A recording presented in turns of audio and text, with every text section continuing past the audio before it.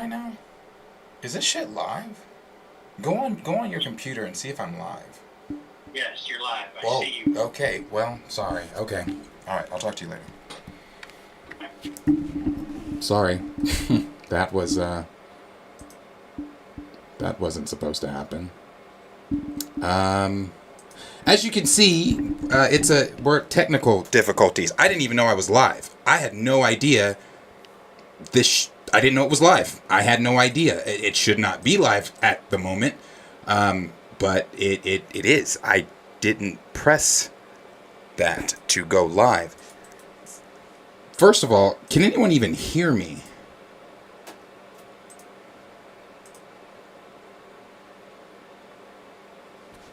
Can you guys hear what I'm saying? I am so sorry. I had no idea I was live. What the fuck? Okay, I'm sorry. I had no idea we were live. We were not supposed to be live right now.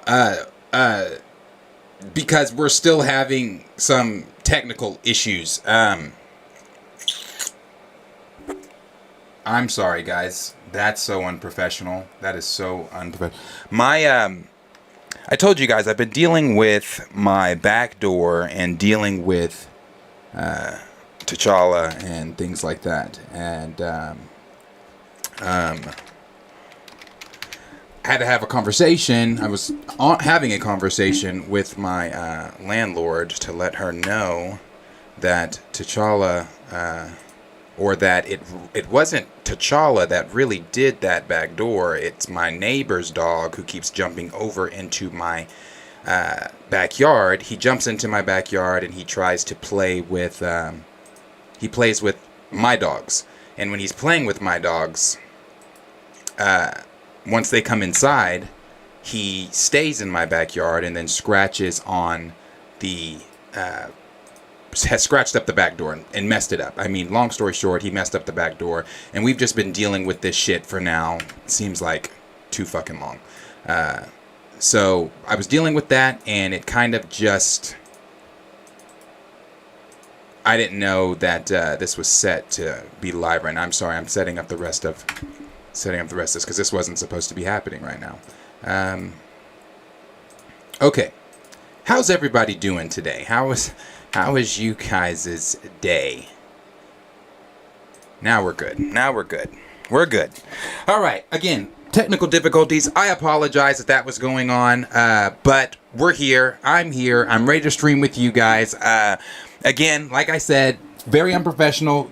Big apologies. I've been, like I said, been dealing with the back door. Been dealing with my neighbor's dog in my backyard and having to explain that to my landlord and things like that. So she's not thinking that T'Challa did that or Capone did that, and it's just like, I'm like, no, that's not them, blah blah blah. So it's been a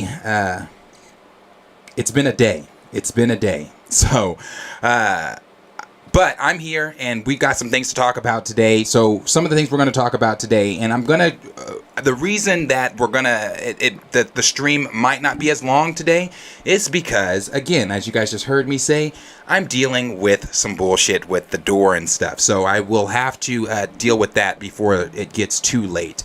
But I did, obviously, since I don't stream on Wednesdays anymore, I definitely wanted to come on and, be here with you guys today for our regularly scheduled stream. And as you can see, oh my god, none of my lights or anything are on. This is what I mean when I say we weren't prepared. This wasn't this was not supposed to go down like this. But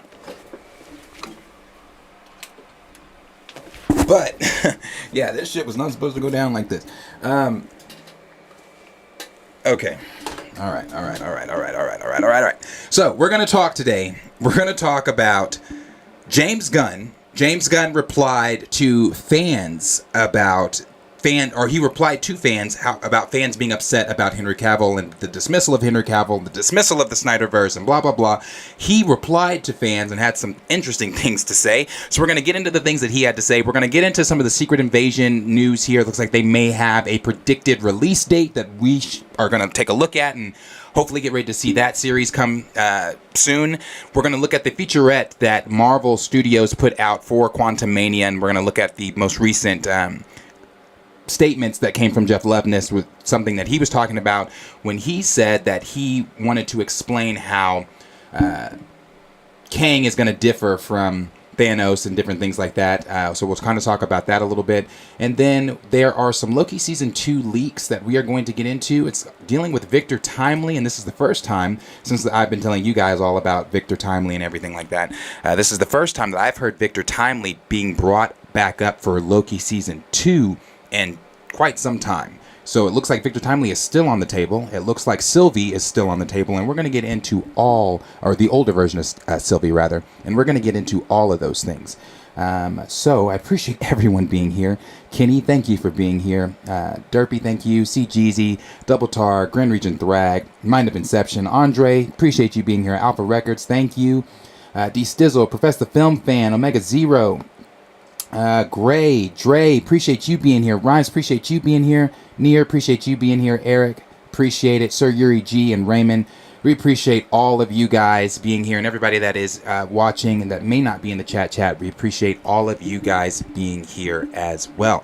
Again, apologize just for how that started. But let's get right into everything that's kind of going on right now. Right, let me see, and here we go. All right, so let's talk James Gunn first. All right, so let's get into James Gunn. If everybody knows already, right, unless you've been living under a rock, you should know. James Gunn was supposed to announce, and I'm sure maybe he still is, I don't know. There's only, 4 or 5 days left in this month, and with this little bit of days left in this month, we still don't have any type of slate for DC. We still don't have any type of idea of what the next 8 to 10 years are going to look like. And now, he did say that he was not going to give the entire 8 to 10 years when he talks about what the future of the DCU is going to look like. They were just going to give some of the things that they are going to be debuting out to the public for the newly rebooted DC universe, but we've not heard anything since he said that in December. And so now with the 5 days left in this month, we still not heard anything, but James Gunn has still been on Twitter. He's still been answering different questions. I mean, he was talking, I don't know if anybody saw this, but I guess MT, and the only reason I saw it is because I follow James Gunn on Twitter, and he replied to MT, so I saw that MT made a video about him. Well, James Gunn replied to that video. James Gunn replied to someone that asked him about Doom Patrol and Titans being canceled. So he's still actively having conversations and replying to different individuals, different accounts and things on Twitter, as James Gunn does, but he has not got on Twitter and told us or answered any of the questions involving the next 8 to 10 years of the DC universe, and that is what we all want to know. For me personally, when I saw him replying, talking about Doom Patrol, or even sharing the Shazam trailer, which I expect James Gunn to do things like that, being the CEO over at DC, and for things like that, I expect him to share, trailers, even if it's for IPs or projects that were put in place way before he stepped on the scene as CEO. I expect him to still do and share those trailers and things like that. But honestly, I didn't watch the Fury of the Gods trailer. I'm not going to go watch Fury of the Gods. I don't really care about Fury of the Gods. And as I've said before, your mileage may vary. I don't care about, outside of Blue Beetle, I don't care about any of the other things that are really going on with DC right now, because there's no consequence. They don't matter. They're not going to be moving forward in the newly rebooted DC timeline. So why should we care? Now, the rumor is Blue Beetle is still going to be a part of that. That's the rumor. When James Gunn has not come out himself and answered that to, anyone on Twitter. But the rumor is Blue Beetle is still going to be a part of whatever is going on with the rebooted DC universe. However, Fury of the Gods, unless we're to believe what Zachary Levi is saying about him not going anywhere, whatever that tweet was he put out some weeks ago, if we're to believe that, some of the scoopers, though, like My Time to Shine, Hello, Can We Get Some Toast, Ember, and others, they all state that Zachary Levi is out. There was actually that picture, those montage of pictures that people were sharing on Twitter. It was James Gunn, Peter Safran, and Zachary Levi, and they had all went on a ski trip together. And someone quote retweeted it and said, "This is literally what you do with your dying dog on their last day. You take them out and you show them a good time." And I thought that was really funny because Zachary Levi, again, let him tell it. He's fine. He's safe. He's going nowhere. But you let others, like, My Time to Shine Hello and the other credible scoopers out there that have been accurate when it's come to what's going on in the DC universe right now, they say Zachary Levi is out. So I would like for James Gunn to get on Twitter and just give us a slate of what it is we should be expecting, or what we're going to be looking at for the future of the DC universe. But like I said, he's yet to do any of that. He's still talking on Twitter, but just not talking about that. And this is what he's having to say about people being upset that Henry Cavill was removed from their DC universe. And this is this is what James Gunn is having to say to fans about that. After receiving hate over the ousting of Henry Cavill as DC's big screen Superman, DC Studios head James Gunn clapped back at fans yet again. Gunn and his CEO Peter Safran are in the process of putting together their plan for the DC Universe's DCU with the full unveil set to happen in a matter of days. We'll see. But it has not been all sunshine and rainbows since the pair took over Warner Brothers' super-powered franchise. Not long after the duo assumed their newly minted positions in November 2022, it was revealed that a new Superman project was on the way, but that the character would not be played by Henry Cavill. The news has garnered mixed reactions amongst fans, with Gunn taking the brunt of the vitriol, something he continues to handle in his own unique James Gunn way. And that's obviously arguing with YouTubers on Twitter. Then it goes on to say, replying to a fan on Instagram, DC Studios co-CEO James Gunn continued his streak of replying to fans negatively online, this time pointing out that this particular skeptic's spelling prowess or lack thereof. And yes, I did see that. I did see his tweet. If you saw the original tweet, it was actually kind of funny. It goes on to say, after one fan told Gunn he had pissed off an entire franchise worth of fans, and that Cavill's Clark, the new DC, and that hashtag Cavill's Clark. Then it said the new DC head replied by noting that it'd be great if at the very least they knew how to spell the actor's name before making snarky internet comments. This is the tweet from the dude to James Gunn. He said, fuck your cat, dude. You pissed off an entire franchise worth of fans. Nobody gives a rat's ass about your cat. Cavill's Clark. Hashtag Cavill's Clark. And he did spell Cavill wrong. But then Gunn replied, it'd be great if at the very least you knew how to spell the actor's name if you were going to be so outraged. Then it goes on to say the Instagram post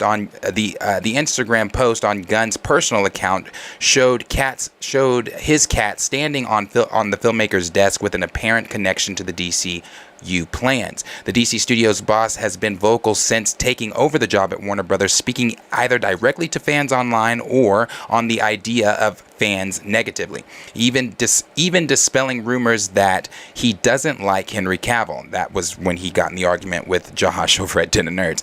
Then he said, Gunn noted in the past that he knew what he was getting himself into with a job like this, and that there were always going to be a certain minority of people online who would not respond well to his and Peter's plans. And it goes on to say these skeptics of the new DC executive vision for the franchise have popped up in nearly any thread, even related to the comic book world. And it's very true. It's kind of like when we talk about recast T'Challa. Actually, no, I'm not going to get that. Then it says, after the passing of Batman's voice actor Kevin Conroy on Twitter, one Twitter user replied to the news saying, fucking James Gunn, to which Gunn responded by pointing out that a wonderful, talented soul had just passed away. Perhaps you have difficulty picking up on cues, and if so, I'm sorry that can be a difficult thing in life, but my post is about a wonderful, talented soul who passed away. So this might not be the right time and place for your response. So yeah, no, Gunn has been saying quite a few things, and we're all privy to this. We all know what's going on Twitter when it comes to James Gunn and the Snyderverse or DC fans. Then it goes, the last thing it says here is, at this point, it feels like wherever James Gunn goes, he's going to be followed by snarky internet comments waiting to lob whatever insults they can at the DC studio CEO. He has a tall order to fill with the new DCU plans. Not only does he have to convince those that tuned out of the Snyder era of the DCU that his plan is a good one, but also the loyal evangelist of all the of that very same era. Then it goes on, it says, basically, since taking the job, the director turned studio executive has been getting hit over the head by trolls in his replies from day one. Fans have been calling for Warner Brothers to fire James Gunn. That's the hashtag fire James Gunn. So of course Gunn is going to get a little defensive. These internet trolls are how he deals with the hate. And at this point he's replying to and at this point his replying is harmless and at the very least funny. Some of them. Then it said, but it will be a different story if he and his co-CEO do not deliver on their promises of a powerful vision and blueprint.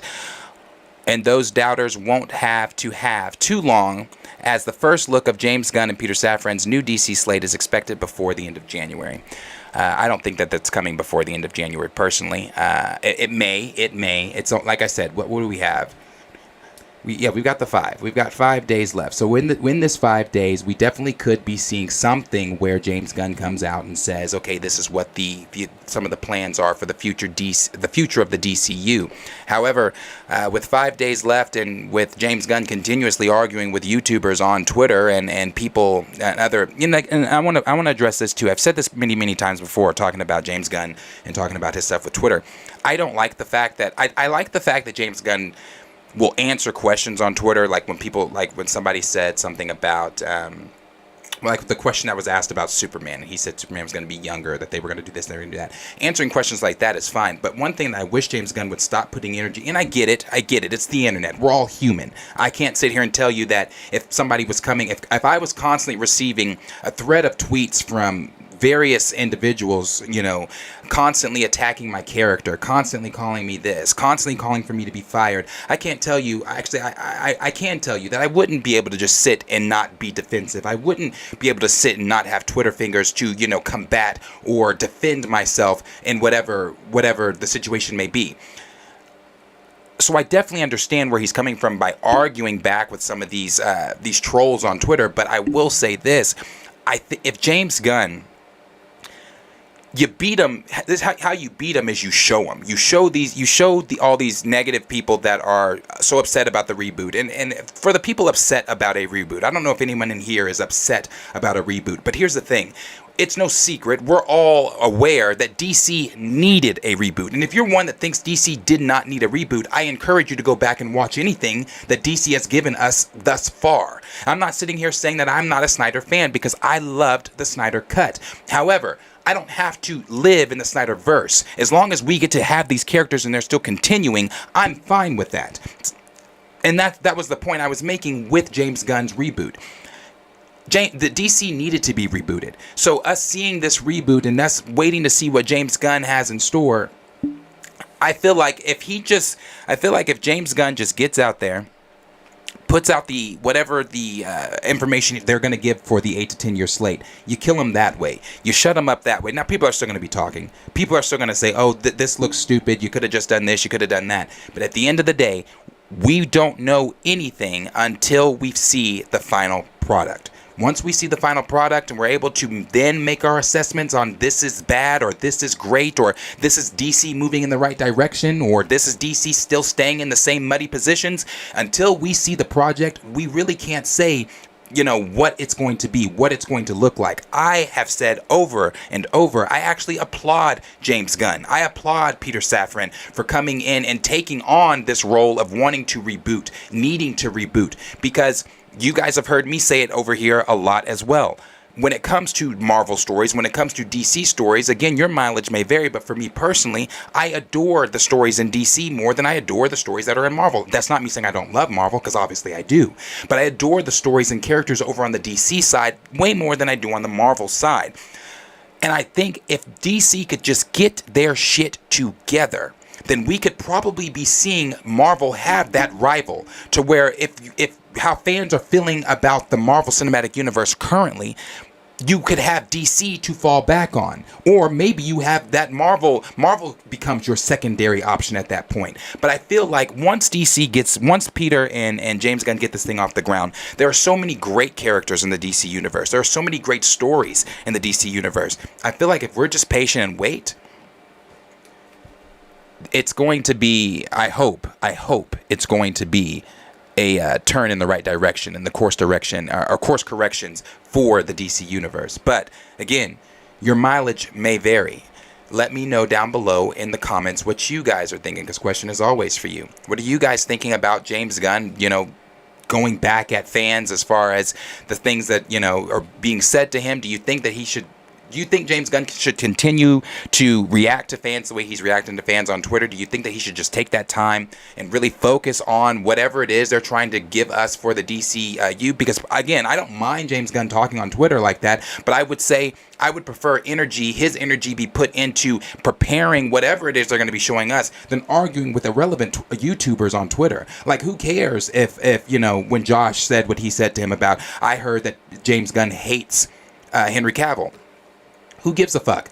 If I'm James Gunn, I don't really care about that type of comment. Why? Because I'm going to be focused on putting my energy, all of my time and energy, into making sure that I blow every single one of you away. Every single one of you that have been negative, I'm going to make sure that I blow every single one of you away with the newly rebooted DC universe that I and Peter Safran have put together. So again, let me know down below in the comments what you guys are thinking about this newest report coming from James Gunn. Let's see what you guys are saying in the chat. Let's see. Double Tar said James Gunn needs to stop tweeting. Yeah, bro, there it is. Grace said James needs to tell them to shut the fuck up and let him work. Really, that's the thing. Let him work. Just work, bro. Just do what it is you've got to do, and just stop arguing with the naysayers. Antonio Film said they did Henry dirty. They did, but I get it, right. He was the face of the Snyderverse, even if he was just doing his job as an actor. Hungry Almighty said, same, I didn't watch Shazam 2's trailer. I don't care about any of the DC EU movies left. The Flash is the only thing I'll watch, because that's the real movie that will reboot. Right. And honestly, I'm going to watch The Flashpoint because it's the Flashpoint. My curiosity. I want to see what they're doing with a live-action Flashpoint. So I'm very curious to see that. But again, it just has no consequence. See, Jeezy said his job requires a tougher skin, to be honest. Yeah, it does. Rhyme said he needs to work and stop tweeting. Seriously, I agree. I have said this so many times. Like someone said in a video, I wish Kevin Feige would do this. No, I don't want Kevin Feige to do this. I like that we only really hear from Feige unless it's on, like, if it's on a red carpet or a random podcast like the one we listened to Tuesday, you really don't ever hear from Feige like that. You just simply don't. And I like that. Why? Because he's busy being the president of a goddamn studio. He's busy being president of a fucking machine. He's busy trying to course correct from phase 4 and on and on and on. I think with James Gunn rebooting an entire universe, bro, get off Twitter and stop arguing with YouTubers and establish the universe you're trying to bring to life. Who cares what YouTubers think? Who cares what the trolls on? And again, that's easy to say when you're not in that position. It's easy for me to say that when I'm not in James Gunn's position. It's easy for me to say when I'm not receiving a plethora of tweets telling me that I'm this or I'm that or I need to be fired. That's easy to say, but at the same time, like CGZ said, when you take on a job like that, it requires a bit of thicker skin. So I completely agree. D Stizzle said MT, Superman should always be a top priority. BP fans, what about T'Challa, fool? MT, nope. Now, excuse me, I'm sending in another Marvel Studios application. We've got D Sizzle that said beef for sure. Dre said they act like DC was kicking out hits or something, some movies. That's what I'm saying though. I agree with exactly what Dre said there. Like they act like these are the same people that didn't go see Black Adam. These are the same people that hadn't gone to see any of the stuff that DC was pumping out, but yet want to be pissed that, again, I'm pissed. I'm pissed that Henry Cavill's gone. But again, I made sure I said this day one. I don't have to have Henry as Kal-El as long as Kal-El continues. As long as we still get to see Superman on screen.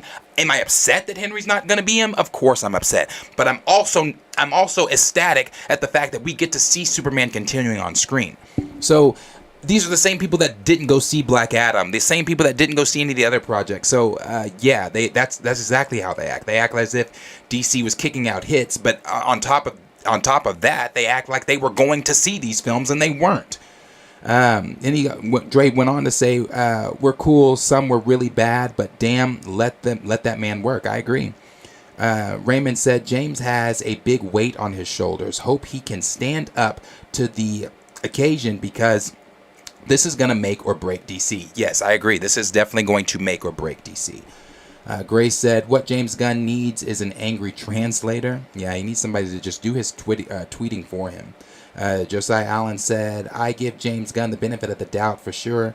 DC movies have been hit or miss, enjoyable, but very hit or miss. Yeah. Rhymes said, I believe in Gunn, though. I do, too. I believe in Gunn. If he just keeps his head down and forges on and doesn't give in to most of the trolls, he will be good. I agree. He'll be good. I think that putting faith in Gunn is honestly, he knows these characters. Not just does he know these characters, he loves these characters. And I feel like if we're going to put the future of the DC universe in anyone's hands, I'm okay with it being in James Gunn's hands. I really am. Network said they were attacking him and trolling. Yeah. Official EMG said slate gonna be announced Monday the 31st. Mark my words, or maybe tomorrow. Yeah, I was saying that too, Liam. I said I guarantee you, if anything, he does it like on the 31st, like late at night. Dre said troll tweets are his kryptonite. Rhyme said exactly. Move in silence and let them feel you roar. Yeah, roar of your success. That is, yeah, exactly. That's how you kill them. You know, as you guys know, I coach AAU basketball, and I actually I'm coaching this weekend. It's not my team I'm coaching. I had to rub elbows and shake hands with people. You know, it ain't what you know, it's who you know, and I got to play the game. So I'm filling in for a coach this weekend. So I'm going to be coaching a freshman team this weekend, and my boys are freshmen as well. My boys are freshmen also. So I'll be filling in for a freshman. Oh, thank you, Josiah Allen, for the super. I will get to that in just a second. Bear with me one moment. So you guys know I coach. Like I said, I coach AU basketball, and one thing I always tell my boys is, scoreboard talks. Our game speaks. We don't need to go out. This is not a fucking debate team. You want to join the debate team? Your schools have debate teams. This is a basketball team. We're not here to talk. We're not here to argue. We're not here to get in these other players' faces. I don't give a fuck what they say. We're going to go out here. We're going to play our fucking game, and we're going to force them to play our game. We're going to control the tempo for the next 40 fucking minutes. You score when I tell you to score. You rest when I tell you to rest. You sub when I tell you to sub, because we run this game, and we're going to speak with the scoreboard, not with our mouths. And I think that's the way James Gunn has to take it. He needs to be speaking with his success of whatever the rebooted DC universe is going to look like, instead of his Twitter fingers. That's just, again, that's just the approach I feel like I would take. Dre said, I'm not, because a lot of these movies were okay. That's it. I agree with you. They were okay. D Sizzle said, that comes with the territory. James keeps putting himself out there, and those rabid fans think they smell blood in the water. Right. Antonio Film said, facts. I'm not mad at the reboot. I'm hopeful. Exactly. I'm hopeful. I'm not mad at all. Let me see. Where was I? Sorry, this thing took me down. Okay, I see. I think. There we go. Okay. Hungry Almighty said, you would think that if Aquaman 2 and Blue Beetle are the last DCEU movies before the reboot, then those movies would release before the Flash, since the movie Flashpoint is a reboot. You would think. I mean, at this point, I really don't even care to try to figure that out. Like, I don't care the release order of them, because it's kind of like I was saying the other day. There's no consequence. I made this comparison. It's the same way I felt about the Obi-Wan Kenobi series. Don't get me wrong. You guys know, over DC, over Marvel, I love Star Wars the most. But when the Obi-Wan Kenobi show was announced in 2019, the first thing I said was no. The second thing I said was why. The third thing I said was they're going to break canon. And the reason I was so against it was because there's no consequence to the Obi-Wan Kenobi show. There's no consequence. We know what happens after the Obi-Wan Kenobi show. Episode 4, then episode 5, 6, and then that shit that Disney did. We know what happens, so there's no consequence. With Aquaman, whatever happens in that film, it just happens. It's just a film. There's no consequence. In Shazam! Fury of the Gods, whatever the fuck happens in that, it doesn't fucking matter. And whatever happens in Flash, it doesn't fucking matter. Flash is just going to reboot everything. That's it. So it's like, why then should the general audience pay or give a fuck about Aquaman Kingdom of whatever the fuck? Like, I don't care. I just don't care.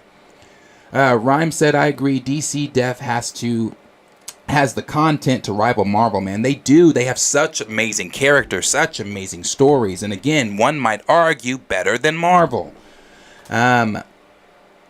Gray said, all the people complaining will shut up once the trailers drop. Yeah. Dre said, Marvel is 1997 WWE and DC is 2000s WCW. McKinney said, what if what Marvel has done with their cinematic can't be replicated? Maybe even James Gunn can't do what's being asked of him. That's definitely possible. That's definitely possible that maybe whatever Marvel's doing, you know, it can't be replicated. It can't be duplicated, you know, or anything like that. But I definitely am I would definitely still bet on James Gunn to be able to bring something like that to life. Just because some of the things we mentioned when we first talked about that is, you know, he and Kevin Feige are friends. Kevin Feige even said on the red carpet when asked about him being CEO over at DC, he said, you know, anything James puts out, I will be first in line to view, and et cetera, et cetera. You know, so I even mentioned that I bet you James has looked at the formation of the Marvel Cinematic Universe, how they've taken, what is it, that Quantumania is about to be the 31st film, and they got 10 series, so that's 41 projects for Marvel. I'm sure he's looked at that formation, he's looked at that blueprint, he's looked at Feige, he's had conversations with Feige, and he's like, you know what? And it's not like Zaslav hasn't said it himself either. They want to build the future DCU modeled exactly after the MCU. That's exactly what they're trying to do. So if anybody can do it, I would bet James can do it. But what you said, Kenny, that's very true. What if he can't? What if there's just too much on his shoulders? CGZ said Shazam sequel looks boring. Bro, I'm not watching that shit. I'm not watching that. I don't even like Zachary Levi as Shazam. Mind of Inception said, do you think he'll have a similar layout phase like Kevin Feige? I do. I think he's going to have a similar type of slate. Yeah, I think it's going to look like that. There was that photoshopped thing going around of a slate. I think that's what it's going to look like.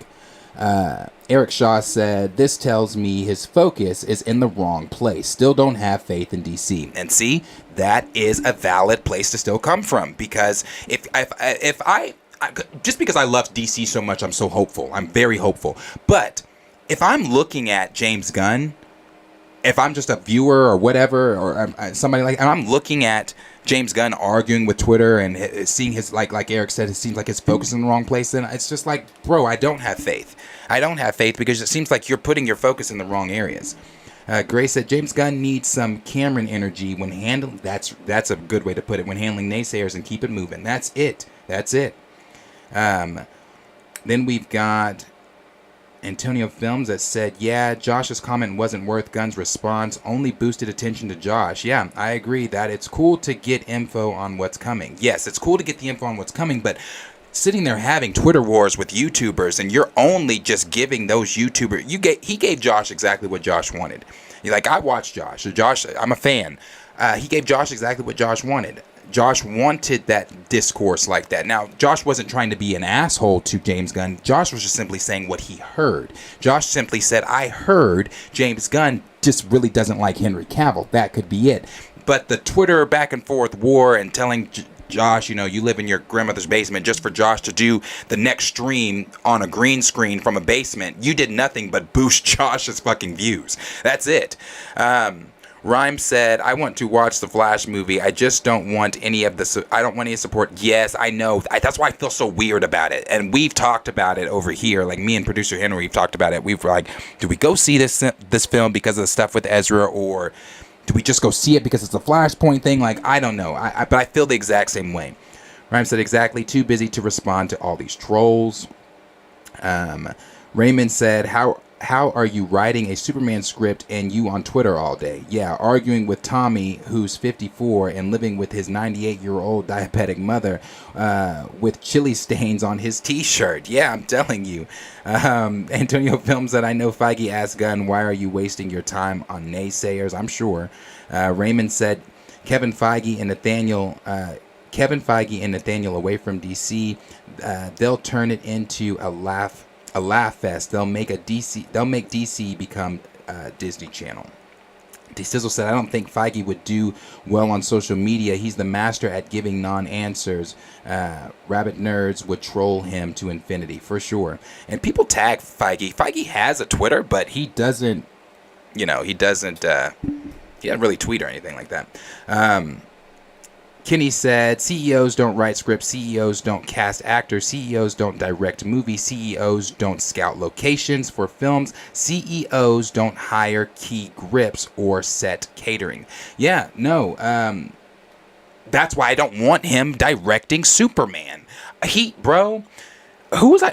Were we talking about this Tuesday, or was I? No, I was having this conversation with Cody. You guys know Cody. Cody used to be one of my co-hosts. I work with Cody. We were having this conversation at work. He was asking me questions. He was like, "So what's going on with DC?" He's like, "I know you know. So what is going on?" Blah blah blah. So I told him. About the whole James Gunn possibly directing Superman, and he felt the same way.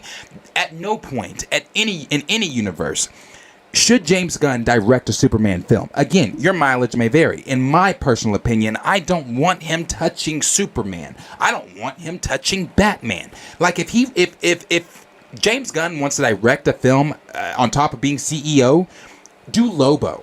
Do characters in vein of Peacemaker and in the same vein as the Suicide Squad. Do those side, like Plastic Man. Do those side characters like that.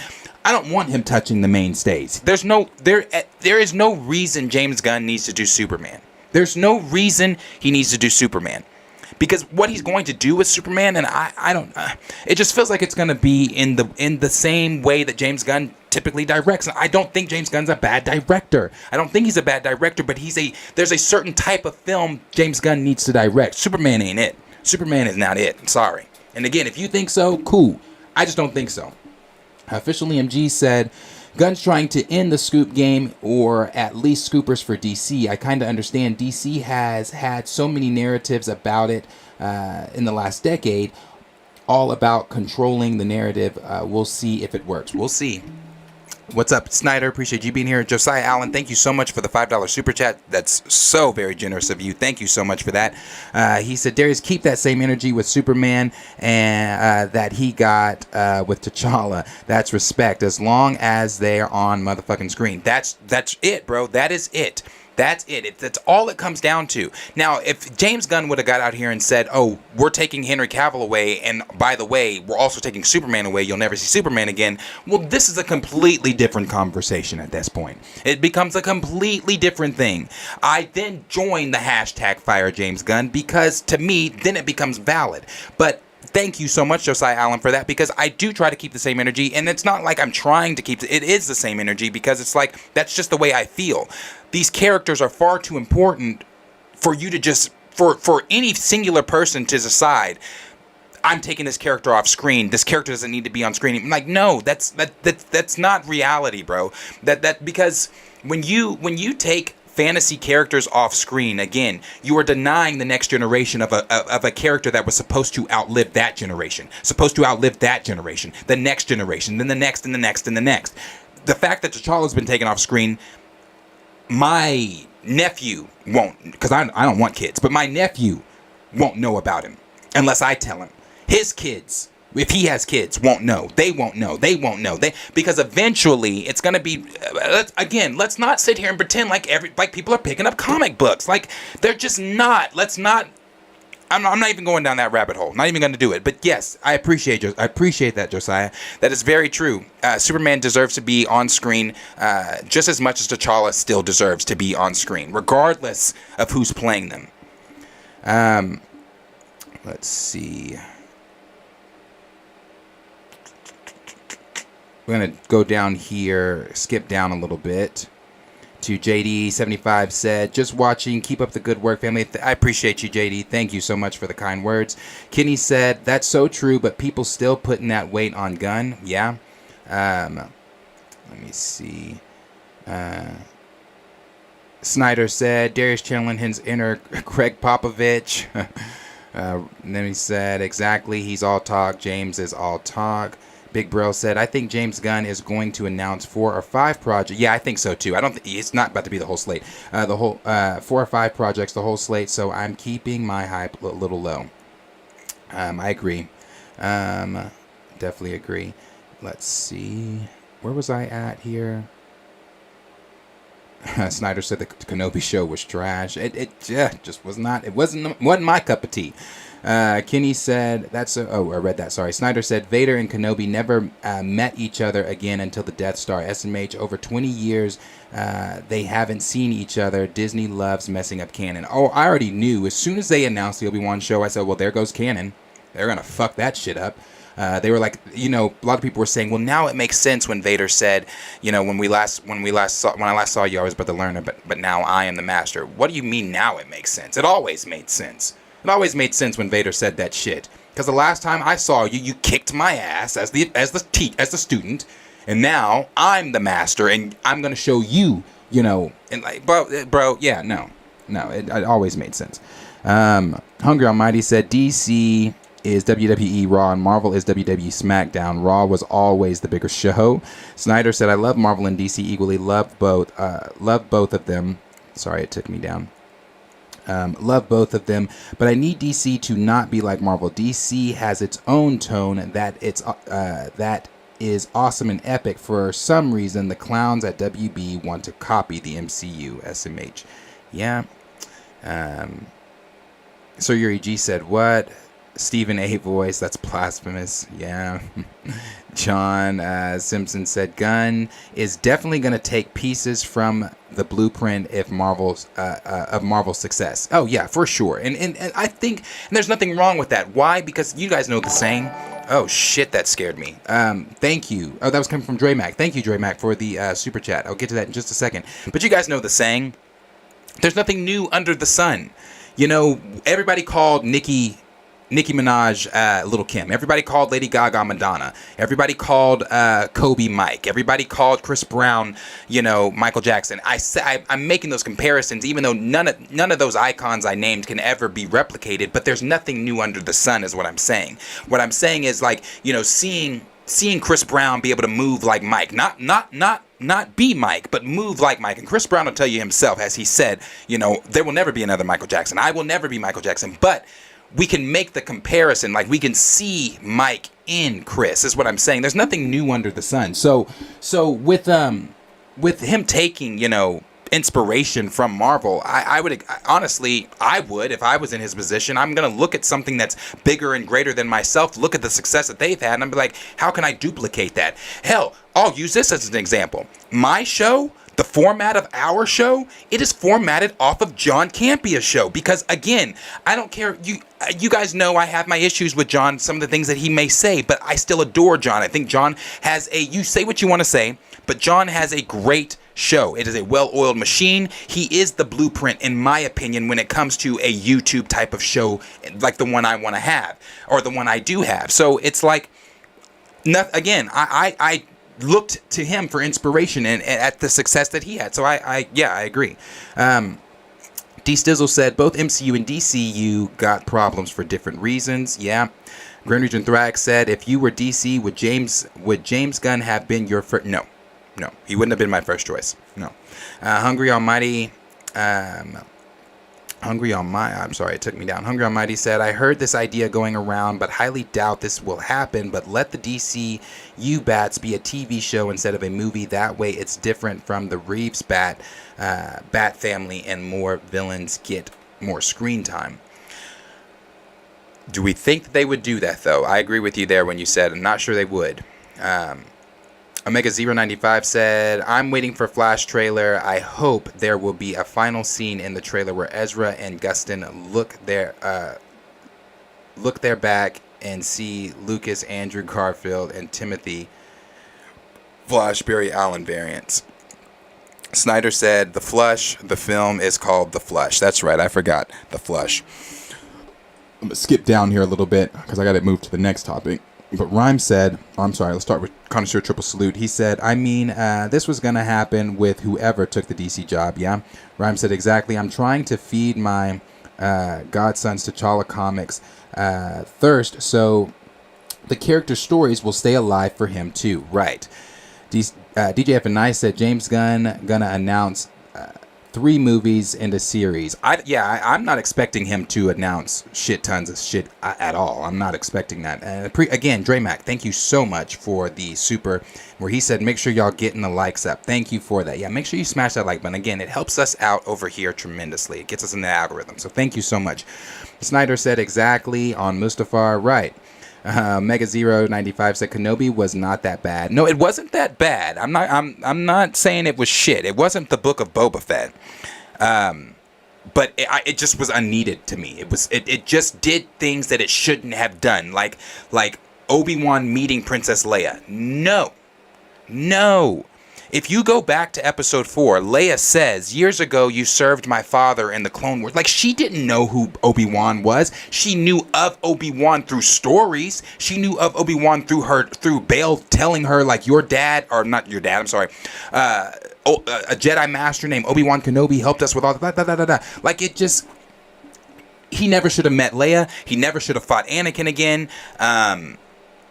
He never should have left fucking Tatooine. Luke saw Reva's lightsaber, which makes zero fucking sense, because when he saw a lightsaber for the first time, when Obi-Wan gave him, he put it up to his eye. Do you think if he saw a lightsaber for the first time, he would have put it up to his eye after seeing one try to, fucking chop him in half with Reva? Like, no, bro. Like, it wasn't bad, but it did shit it shouldn't have done. Like, it just, like being made. So, yeah. No.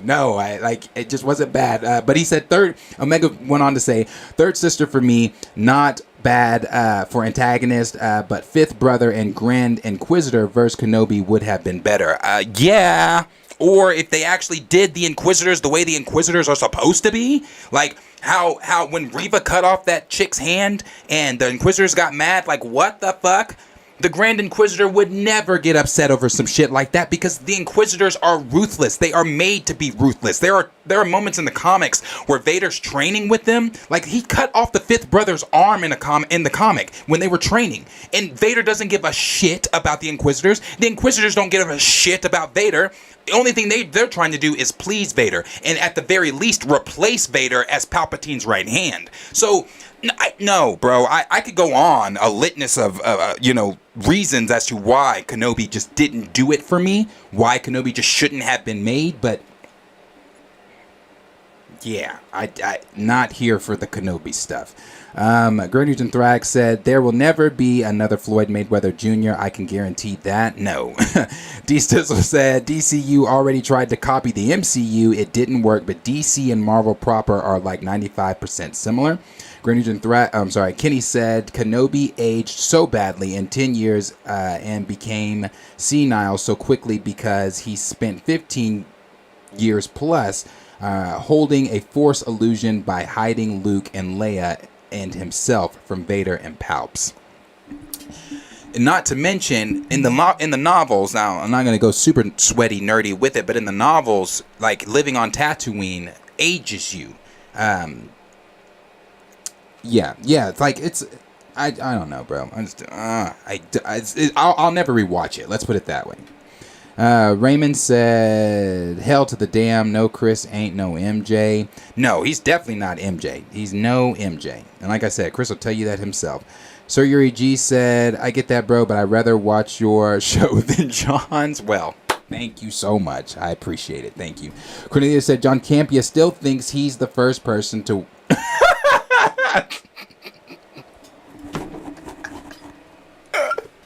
Cornelia said, oh, shit, that's funny.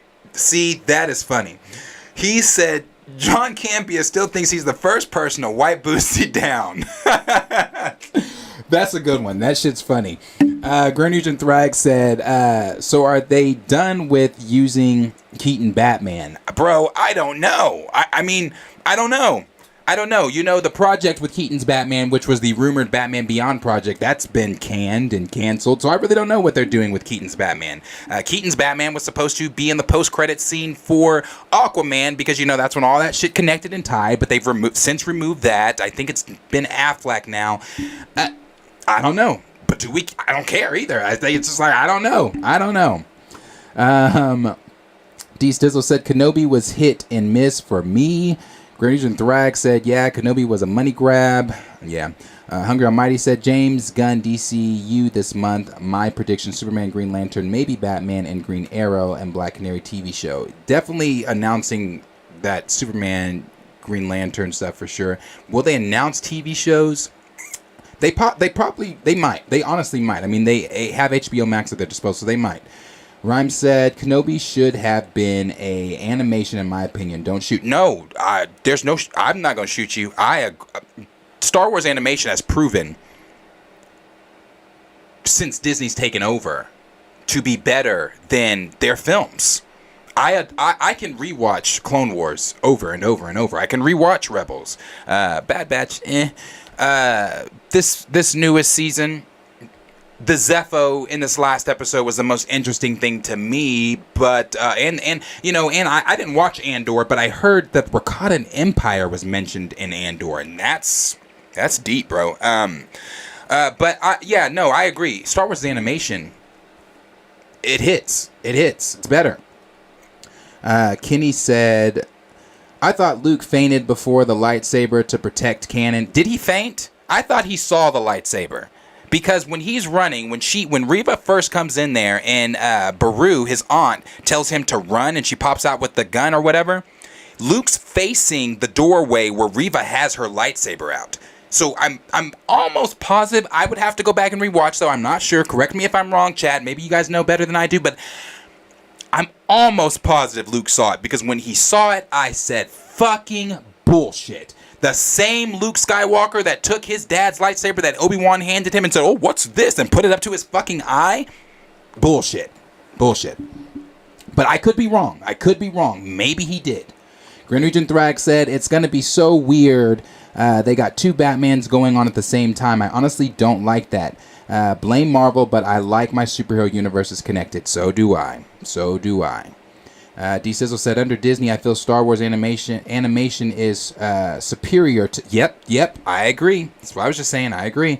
Snyder said, yep, Darth Vader was ruthless to the guys. He was. Let's see. We've got Snyder that said, and bro, they didn't even use Darth Vader's theme. They didn't. They did not use Vader's theme. But I will say that was probably the highlight of the Kenobi show for me was Vader, especially the village scene when he could sense Obi-Wan. Like when he broke little boy's neck, when he broke that kid's neck, I said, oh shit. I was like, okay, I like that they're actually doing Vader, because that is Vader. Vader doesn't give a shit. Vader does not give a shit about a family eating dinner on whatever planet. He's going to drag whoever out. Vader's going to do whatever is necessary for him because Vader's whole obsession is with Obi-Wan. Like even in Rebels, when he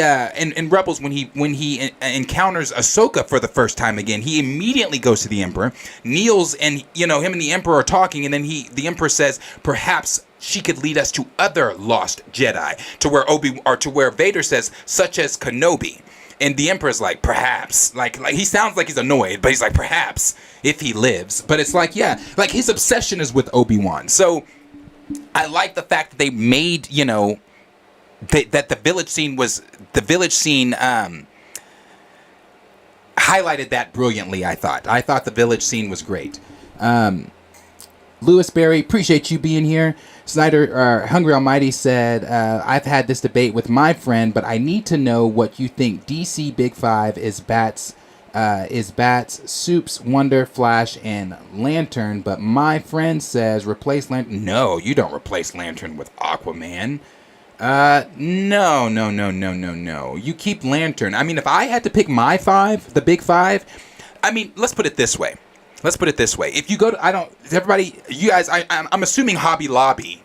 I'm sorry, I don't get out much. I'm assuming Hobby Lobby is a universal thing. So when I was getting decor for the room and stuff like that, I grabbed some DC little wooden posters. They had Aquaman. I'm sorry, not Aquaman. They had Superman, Batman, Green Lantern, Flash, Wonder Woman. They did not have an Aquaman, and I went to, and I was not that I was looking for an Aquaman, but I went to several different Hobby Lobbies within the metro. No Aquaman. So that tells you DC doesn't even give a shit about Aquaman. Like Aquaman's not, like Aquaman is cool, bro. Like I'm not saying Aquaman's not cool, but I'm just saying, like, for me personally, I don't check for Aquaman like that. Like I just don't. I don't. So I would say you definitely don't replace Lantern with Aquaman.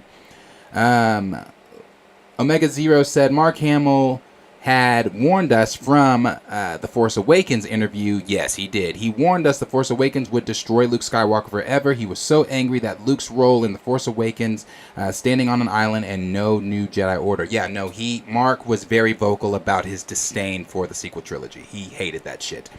Let's see. Dorian Clayton said, I remember one Inquisitor cut another's leg just to escape. Sorry, it took me down. 1 second. Okay.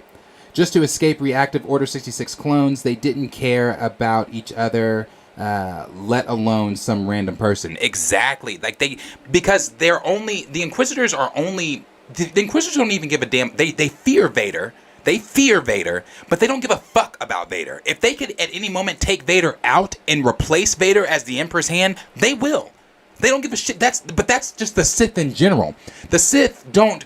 I'm not calling the Inquisitors Sith because they're not Sith. They're just turned Jedi. They're not Sith though. Like that's another topic. But like no, they don't give a shit. They don't give a shit. They don't give a shit. Rhyme said, I wish there was a BP/T'Challa camp/museum that these kids could visit to get a better experience of T'Challa since they can't get it from the movies. Yeah, that'd be dope. Like a Wakandan T'Challa real life type of camp thing, where you could, yeah, that'd be cool. Grenadier Thrag said, messed up thing about Star Wars is that Vader is by far, I bet its most popular character, and he's dead. Yeah, Vader is that he's the franchise's main character. But see, the difference in Star Wars is they're not getting rid of their franchise's main character. They're not gonna when James Earl Jones inevitably, like we all will do one day, pass away. Lucasfilm is not gonna say, well, because James Earl Jones portrayed Darth Vader for many, many years, and his rendition transcends any rendition, it's for that reason you will no longer see Darth Vader in the Star Wars franchise. Lucasfilm, they might be a lot of things, but they would never do anything as stupid as that. Because if you take away your franchise's main character, Where does that leave your fucking franchise? Now, you can make the argument Star Wars has many characters that you could, like, you know, we're about to go on this adventure with Ahsoka and Thrawn and blah, blah, blah, blah, blah. You can make that argument. But at the end of the day, Vader's still in that shit.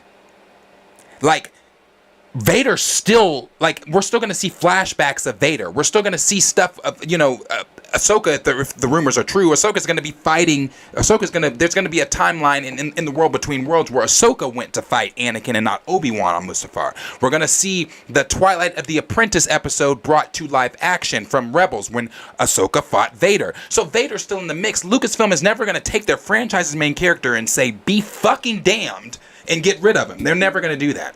They're never going to do that. Raymond's 2000 said, we need a Titan show that's actually good. Maybe in the DC version of Phase 2, if it's phases they're doing, or sections, who knows. I bet you it's phases.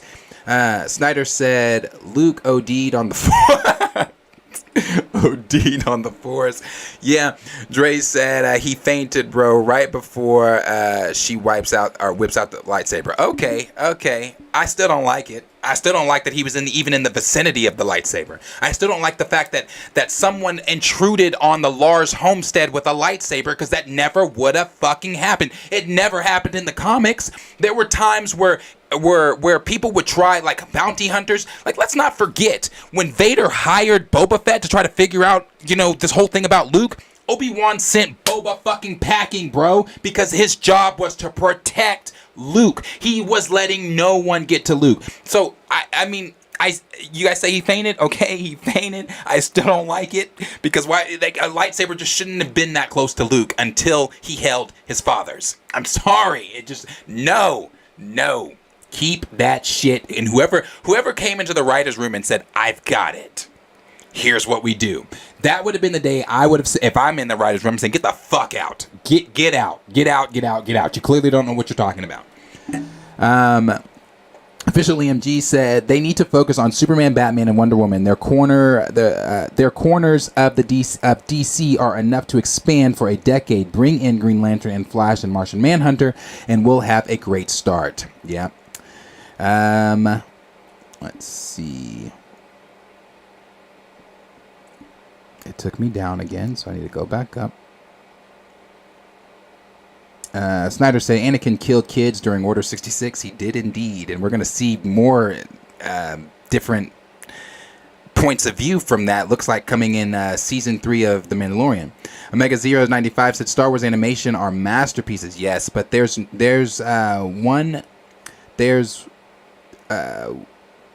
channel. Get Jabby refused to watch the Clone Wars and criticized on the animation. He loves Marvel animation, What If, but not Star Wars. Well, I tell you what, you're putting What If over Clone Wars. That's a hot fucking take. Because I've always said, what if they didn't do What If? What if they spent their money on something so much better? I don't know, paying the VFX effects people. Again, I'm sorry if you liked What If. I didn't like What If. I liked the Doctor Strange episode. I liked the T'Challa episode. I liked the zombie episode, and I liked the Vision episode. That's it. And I think I kind of skipped around through the zombie one. But no, I'm nah. They can keep What If. D Stizzle said, I appreciate the high production values of Bad Batch. I'm guessing the success of Clone Wars Season 7 and Filoni contributed to that. Yeah, I do like how Bad Batch is looking. I didn't like that episode last week. I didn't dislike it. It just felt really filler to me, but I didn't dislike it. I just don't want to keep doing these fucking NPC missions for Sid. Like, I don't want to keep doing that. Like, I feel like when I watch Bad Batch and they go on these missions for Sid, I feel like I'm a little kid. It's a Friday. My mom is taking me to Blockbuster. I've rented a game, and now my character is doing these missions for this person. Because every time they go back to Sid, she's like, "Oh, you finished? Okay, I've got another mission for you." It's a video game, bro. It's a video game, and I'm like, get away from her. But it seems like they're actually going to kind of make her interesting in the season, so we'll have to wait and see.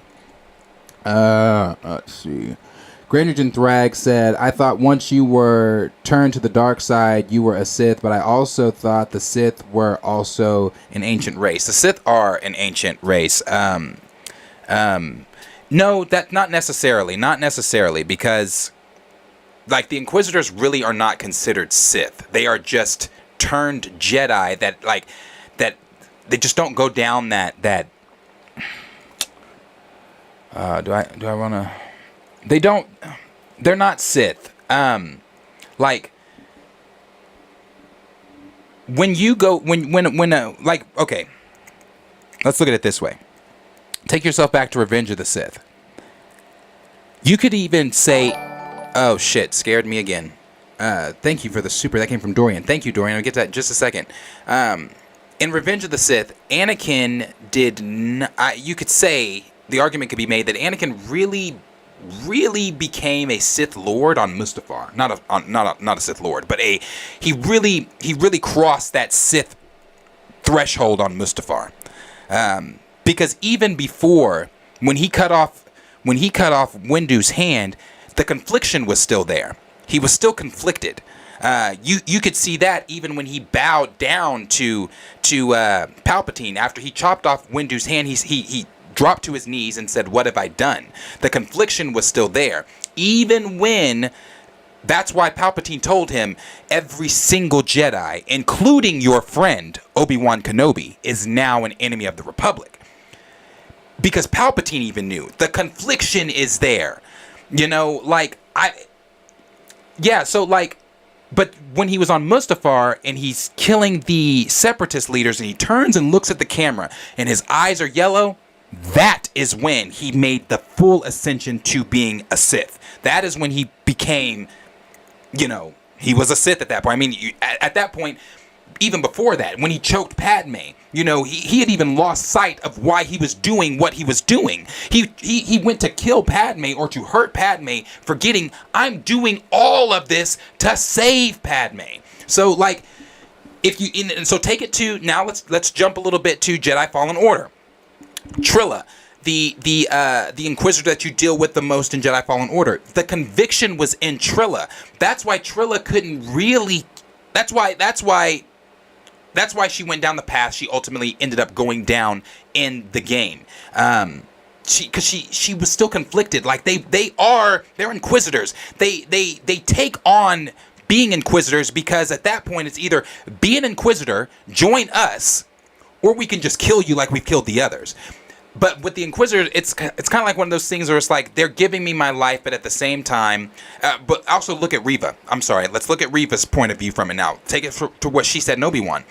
She felt as if, she needed to get revenge on Anakin because Anakin stabbed her, and she watched Anakin, take down other younglings that she had been training with since she was first brought to the temple and everything like that. So it was one of those things where, again, she was looking at it as revenge, but also not just looking at it as revenge, also looking at it as a survival tactic, because when the Inquisitors were brought in, like the Grand Inquisitor, because the Grand Inquisitor used to be a Jedi temple guard, it's the ultimatum of your life, a life for a life.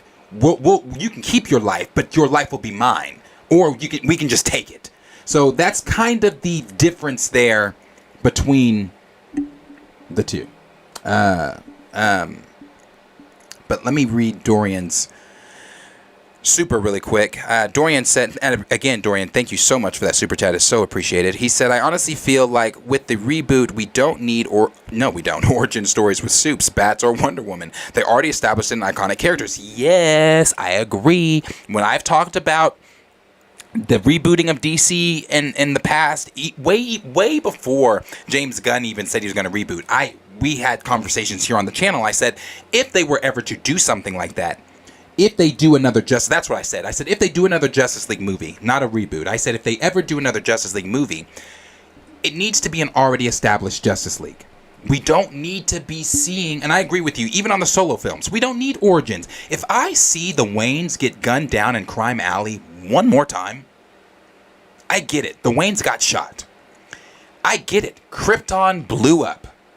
Bro, we get it. We understand. And for those casual fans that don't know these stories, pick up a book then. Because at this point, we don't need to see Krypton blow up. We don't need to see Clark become Clark, become Superman. We don't need to see Batman's, the Waynes getting gunned down. We get it. Do an already established Justice League, have an already impending threat going on, but when I say established Justice League, have the movie centered around the core. Wonder Woman, Flash, Batman, Superman, Aquaman, Green Lantern, and I'm even going to say Martian Manhunter. Have it centered around those core guys. But I still say do it like a Justice League Unlimited thing. Have all these other members still a part of the league. Still, maybe you don't have to see them. We don't need to see them, but have them already established too. Have the league just established. That's just my opinion. I think the league should just be established. Because that way you can catapult yourself into some of these stories instead of building 10 years to get there. You know what I'm saying? Because by the time we get to Crisis, we're gonna be old. We're gonna be the age of how many people are watching this damn stream. We're gonna be old. It's gonna be old. So it's just I feel like, establish them already. Skillmonger said Lucasfilm has the rights to use James's voice. They do. That's why they have that AI.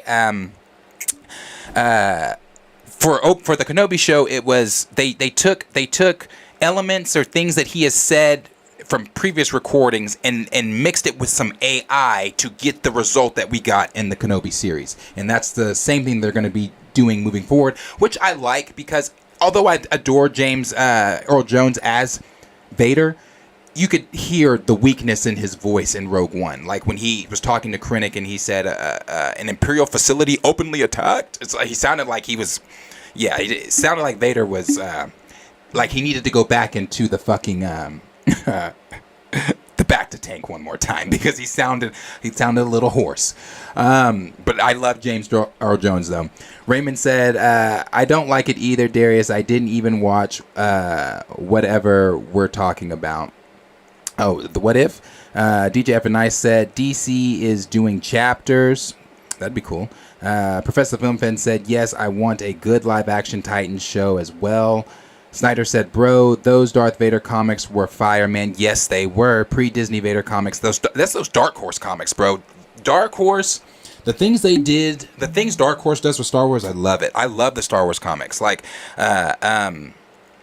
Is it Shadow of the Apprentice? Help me, guys. The comic that takes place between the finale of season 7 and of Clone Wars. It's the one. It's where I forget what it's called, but it's where Darth Maul's captured, or Darth Maul captures Dooku, and then Mother Talzin. He has Mother Talzin gets killed by Palpatine, Dooku, and Grievous, but she takes over Dooku's body, and it's like she's using Dooku. What comic is that? I forget the name of that one. Minnow215 said, give it up, gang. We will never... Oh, no. Oh, bro. I already know. We'll never see another T'Challa until 2030 once Marvel does a... Oh, bro, I already know. I've said that. I don't want to rain on people's parades. I don't want to crush hope or crush theories or anything like that. I've said it over and over and over and over again. As much as I want T'Challa back on screen, the reality of it is he's not coming back on screen. That's just the reality. Marvel has made their bed, and they're going to lay in it. They're going to double down. They're going to lay in the bed that they have made. And the bed that they have made is Toussaint. The bed that they have made is the fucking T'Child.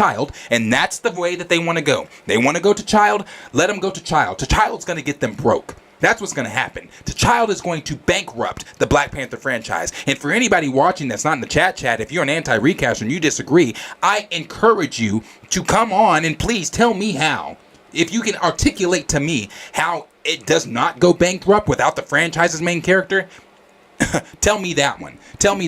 All these people talking about, oh, but it's about to go to China this, China that. You do know that China only... Actually, fuck that. I'm not getting into that. The reason I'm not getting into that, because that's in the Black Panther video that's coming out for Black History Month. I talk about all that stuff. So yeah. But I know, bro. I know. Let's see. Raymond said... Oh no, I read that, Raymond. Liam said, if they build out the mascara in the DCE or in the DCU, I hope we get Nubia to along with Diana. I hope that'd be cool. I mean, even though I really did like the stuff we saw of the mascara in the Snyderverse, I liked it. I like the way that I like the way that was done. Hungry Almighty said, apparently the new DC Comics Teen Titans, the roster is Nightwing, Cyborg, Starfire, Beast Boy, Raven, Donna, Troy, and Wally West. Maybe that's the DC Titans. I love me some Wally West. That'd be cool. That'd be cool. Kenny said, the fact that they had to write that he faints to protect Canon. Yeah, I'm telling you. Yeah, I'm telling you, bro. It never should have been done. It just never should have been done. Gray said, Kenobi was like the 7th season of Game of Thrones fan fiction. Yep. Snyder said, I liked What If, LOL, guess I'm the only one. Hey, bro, it's okay. I mean, like I said, if you like it, don't feel bad that you like something. Fuck them. If they didn't, fuck me. If I didn't like it, fuck me. I mean, if you loved it, that's all that fucking matters, is that you loved it. As long as you love what you're watching, that's all that matters. Fuck what I think. If I didn't like it, I mean, I liked 4 episodes, but that's about it. So if you liked it, ride that fucking wave, bro. Snyder said Anakin / Darth Vader needs to be charged with child abuse. D. Sizzle said there's a lot of super casual Star Wars fans who refuse to watch Clone. I know, bro, I know, and it's like you're missing out. You're depriving, as a Star Wars fan, you're depriving yourself of poetry, of something that is truly beautiful. Kenny said all the MCU is a what if for comic book fans. Yeah. Official MG said, I would rather have a Titans movie. Titans deserve a huge budget. Titans just can't work on a TV budget. I would agree with that too. Let's see. Go back up. D. Stizzle said, Darius, you didn't like the Indiana Jones / Godzilla mashup episode? No. No. Skillmonger said the rule of 2. Yeah, there is the rule of... Yeah, exactly. Thank you, Skillmonger. Thank you for that. That's another reason. There's the rule of 2. You know, the rule of 2, I believe, was established by Darth Bane. When that was established, it was because the Sith are greedy. The Sith want to take one another out. It's like, you have that much power. Well, let me take you out so that I can then come into your position. Because there used to be thousands of Sith. If you watch some of the old Republic stuff, there were thousands of Sith out there. But the Sith can't get along. The Sith they're power hungry. They only want power and the best way to get to that power. And the best way to get to that power is to eliminate the ones in my way. So that's why the rule of 2 exists, because there only needs to be a master and apprentice. I mean, Yoda said that in episode 1. He said only 2 there can be, a master and an apprentice. So, and that's why. That's because after, like, look at it this way. Look at Palpatine. He told Anakin,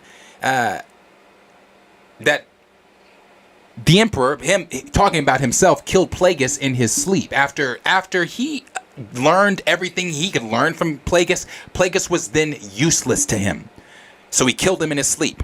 Then he found his own apprentice. And that's the same thing like with Palpatine. Palpatine never gave a fuck about Dooku. Palpatine never gave a fuck about Maul. Palpatine really didn't give a fuck about Grievous.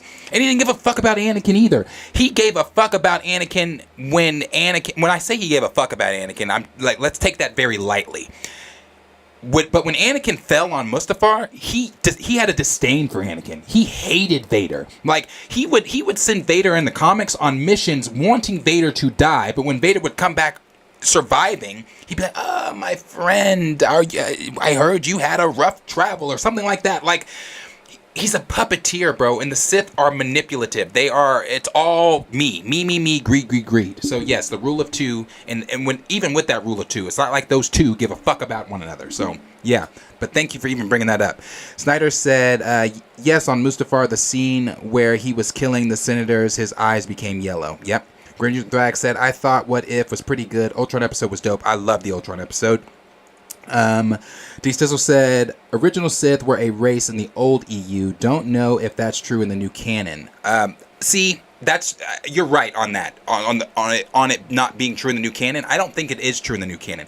I said yes, there still are, because I have my own headcanon. I don't give a fuck what Lucasfilm says. I have my own headcanon, and in my own headcanon, the Sith they're a race, bro. Like, they just should be. Like, that's just the way it was. And everybody knows, if you're a Star Wars fan, you know this new shit can't touch the old EU. Like, it can't. Hungry Almighty said, DC cannot do what Marvel does. Marvel, hey, people like Baby Group, let's give him a TV show. No, use your characters right. If Robin is popular, don't just give him a TV show. Keep him in Batman and Titans, right? And those Groot specials, that was for the kids, because I watched them and I was like, bro, waste of my time, but I get it. It's for the kids. Let the kids enjoy it. Have fun, children. Go watch Baby Groot. Not for me. Snyder said, also, if you listen closely before Anakin becomes Darth Vader, before the mask was on, he says, Padme, help me. Man, love Revenge of the Sith. Yeah, I love Revenge of the Sith. Cornelius said, I messed up my there and theirs. Those theirs, to, lose. Those type of words people be struggling with I be seeing on Facebook all the time. I'm like, boy, them theirs be kicking y'all's ass. Let's see. We've got Snyder that said Fallen Order was so goated. Yeah, I can't wait for this next one. The fear that Trilla had when she heard Vader breathe. Yes, the fear that she had when she heard him. He also said Reva gonna get revenge on Anakin, but murder innocent people. LOL, makes no sense. The writing for her was terrible. It was. And also, how does she even know Anakin is Darth Vader? Ooh, thank you for bringing that up, Snyder. That's another reason I don't like Obi-Wan. And if you go back and you watch my reaction to it, the minute she says, Obi-Wan, he knows he's looking for you, Anakin. When she said that, I said, bullshit, bro. Bullshit. No one but Palpatine, no one but Palpatine, Jocasta Nu, Obi-Wan, and Yoda know who the fuck Vader is. Nobody knows who he is besides those guys.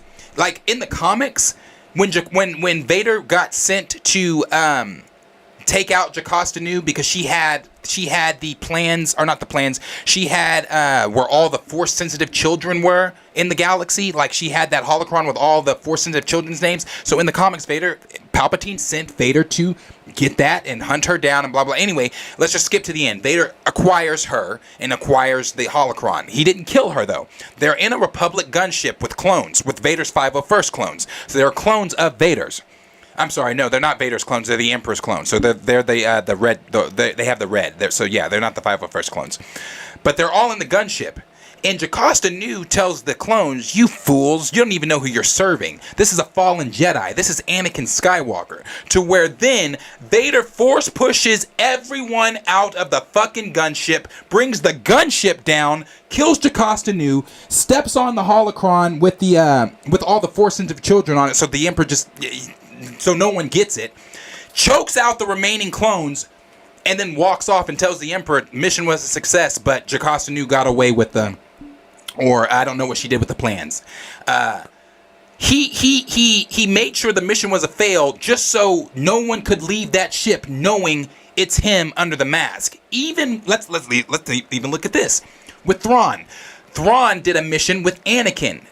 In the comics. Well, actually, no, this was a novelization. I forget which book it is, though. But in the books, Anakin was doing something deep out in space, in the kind of, not in the unknown regions, but it was deep in space. Thrawn was deep in space. They met up with one another. They didn't know each other, but they met up with one another. I forget the events that happened, but it puts them on a mission together. They're on that same mission together. So let's then fast forward to the Empire time. It has something to do with Padme, though. I do remember that. But let's fast forward to the Empire time, where Thrawn now works for the Empire and has to work side by side with Vader at times. There's a mission that Thrawn and Vader go on together, where Thrawn is prodding at Vader the entire time, telling him, you remind me of this Jedi that I did a mission with a while back. Like, you move like him sometimes. There's that, yeah. Because Thrawn's not stupid by any means. Thrawn knew who was under the mask, to where Vader told him, basically in the comic, or in the book, Vader told him, Anakin Skywalker is dead. I don't want to hear shit else about it, or you're going to be dead. Like, I'm telling you, man, Reva had no business knowing who the fuck Vader was. None whatsoever. Like, she shouldn't have known that. Like, so that took me out of it too. We have to get to the next topic, or we're gonna be talking all night. Okay, I skipped all the way down. I skipped down a little bit. Let's start here. Raymond said the stream ain't for the kids. No, the stream ain't for the kids. D Sissel said Planet Rant. No, it's not for the kids. Snyder said chill, Darius. Let's see. Cornelia, not talking to me. Snyder said, bro, Palpatine was smiling when Darth Vader was grieving Padme. Palpatine is a piece of crap. No, he is. He didn't give a shit. SB Flash said, yeah, Vader and Sidious wanted to kill each other. Oh my god, yeah. D Stizzle said 1,000 Sith versus 1,000 of the Jedi, with Mandalorians being the third party faction. Yes, bro. Oh my god. That's when Star Wars is so beautiful. I love it. The Mandalorian Wars, love it. Rhyme said Palpatine is despicable but an awesome villain. Yes, and he's a villain just for the sake of being a villain. Yes, Palpatine, there's nothing that made Palpatine be a villain. He's just a fucking villain. Like, that's his rhyme and reason. That's his bread and butter. He wakes up every morning to be a villain. He goes to bed plotting how to be a better villain. Like, he's just a villain just for the sake of being a villain. And I love villains like that. Let's see. Kenny said he did it to protect himself, and the modern Sith have misconstrued the original Sith way of living, much like modern religions misconstrue the ideas of older ways of life. Yeah. D Stizzle said, all I know is Darth Revan and Darth Plagueis are Disney canon. Yes, they are.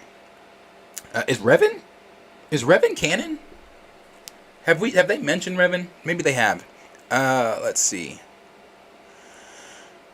Greenwich and Thrag said, so is Snoke related to the Emperor? Snoke is the Emperor. The Emperor is obsessed with immortality, and being obsessed with immortality, he created several clones. Like in the comics, in Dark Empire, it's a book. I love that one. Heir to the Empire, Dark Empire, I love them both. But in Dark Empire, he has a chamber full of hundreds of clone bodies of himself, of his younger self. So when he got thrown down in the Death Star, he transferred his consciousness to a different body. And that's something he had been training himself to do for a long period of time. So when he transfers his essence to a different body, a different clone body, and in Dark Empire, when he transfers his essence to his younger body, that Palpatine, you think that old Palpatine's scary? Young Palpatine is terrifying. Young Palpatine is terrifying because he's at the height, like he's so powerful. On top of him being so powerful, like, there's nothing, if you kill him, he's just going to transfer his essence to another body. You can kill, so Snoke is just, that was their way of doing that. So Snoke is Palpatine, but a cloned body, like not obviously not Palpatine's clone body, but that's when they were experimenting with different ways to clone him, before they came up with the whole just using, and I'm talking Disney canon, I'm not talking EU, I'm talking Disney canon. Disney canon, that's their explanation for it, that Palpatine was experimenting with different ways to clone himself or different ways to put his essence into a different body, and Snoke was one of those ways. I don't like that Snoke is connected to Palpatine, but it is what it is. I wish Snoke could have just been his own big bad. Snyder said, exactly, Darius, LOL, I had the same reaction. Yeah, bro, it hadn't made no fucking sense. Kenny said, I know it. I was kind of upset when they made KOTOR not non-canon, but I understand why. Cornelius said, Snoke is basically an avatar, which is whack. Yeah, it's stupid. He should have been an ancient force user. That's why I was interested in Snoke. Snoke and Kylo were the only things that had me interested. But when they killed Snoke in Force Awakens, or I'm sorry, The Last Jedi, or whatever the fuck one, I said, what the fuck? Like, I just was not expecting that, because you had the whole badass scene with him at the beginning, or that you had that whole badass scene where he's talking to Kylo Ren, where he said, take that ridiculous mask off, and he's like, you were bested by a girl who had never even used a lightsaber, you failed, I thought that was really dope. But unfortunately, fucking Disney and Lucasfilm obviously didn't. Let's see.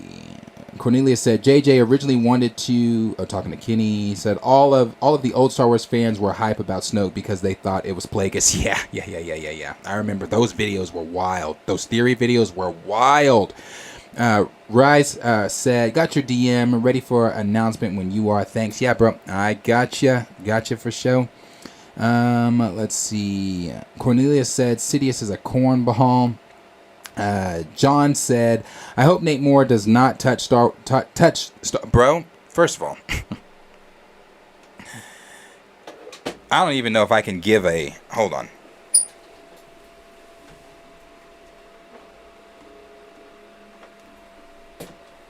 No, absolutely not. Nate Moore needs to stay the absolute fuck away from Star Wars. So, no, never. Never. Cornelia said, I'm convinced. Who is this? Viti took over Palpatine's essence, and Sidious was. I'm not sure who that one is. Dizzle said Darius Revan is mentioned in one of those Disney Star Wars books, but the whole era still isn't officially canon. But oh, they did acknowledge him. Okay.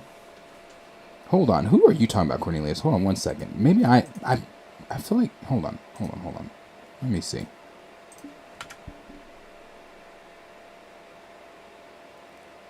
Whoa. You're talking about.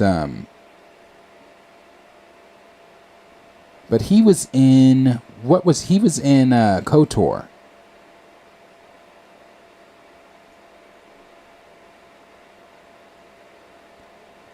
Yeah. He was in KOTOR.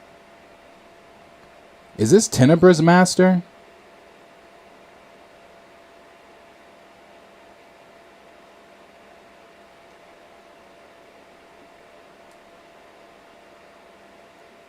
Okay, now I know exactly who you're talking about. This is the dude. Yes, I know exactly who you're talking about now. Okay. It's still Sidious for me, though. Still Sidious for me. Kenny said, Darth Revan's legacy is canon. D. Stizzle said, a lot of fans thought Snoke was Plagueis back in the day. Zangbeto said, Cornelius facts.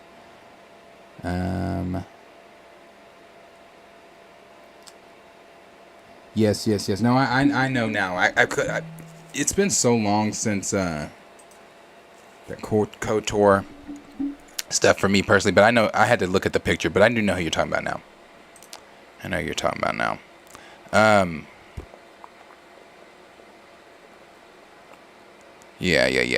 know. You're talking about the twins' dad. Yeah.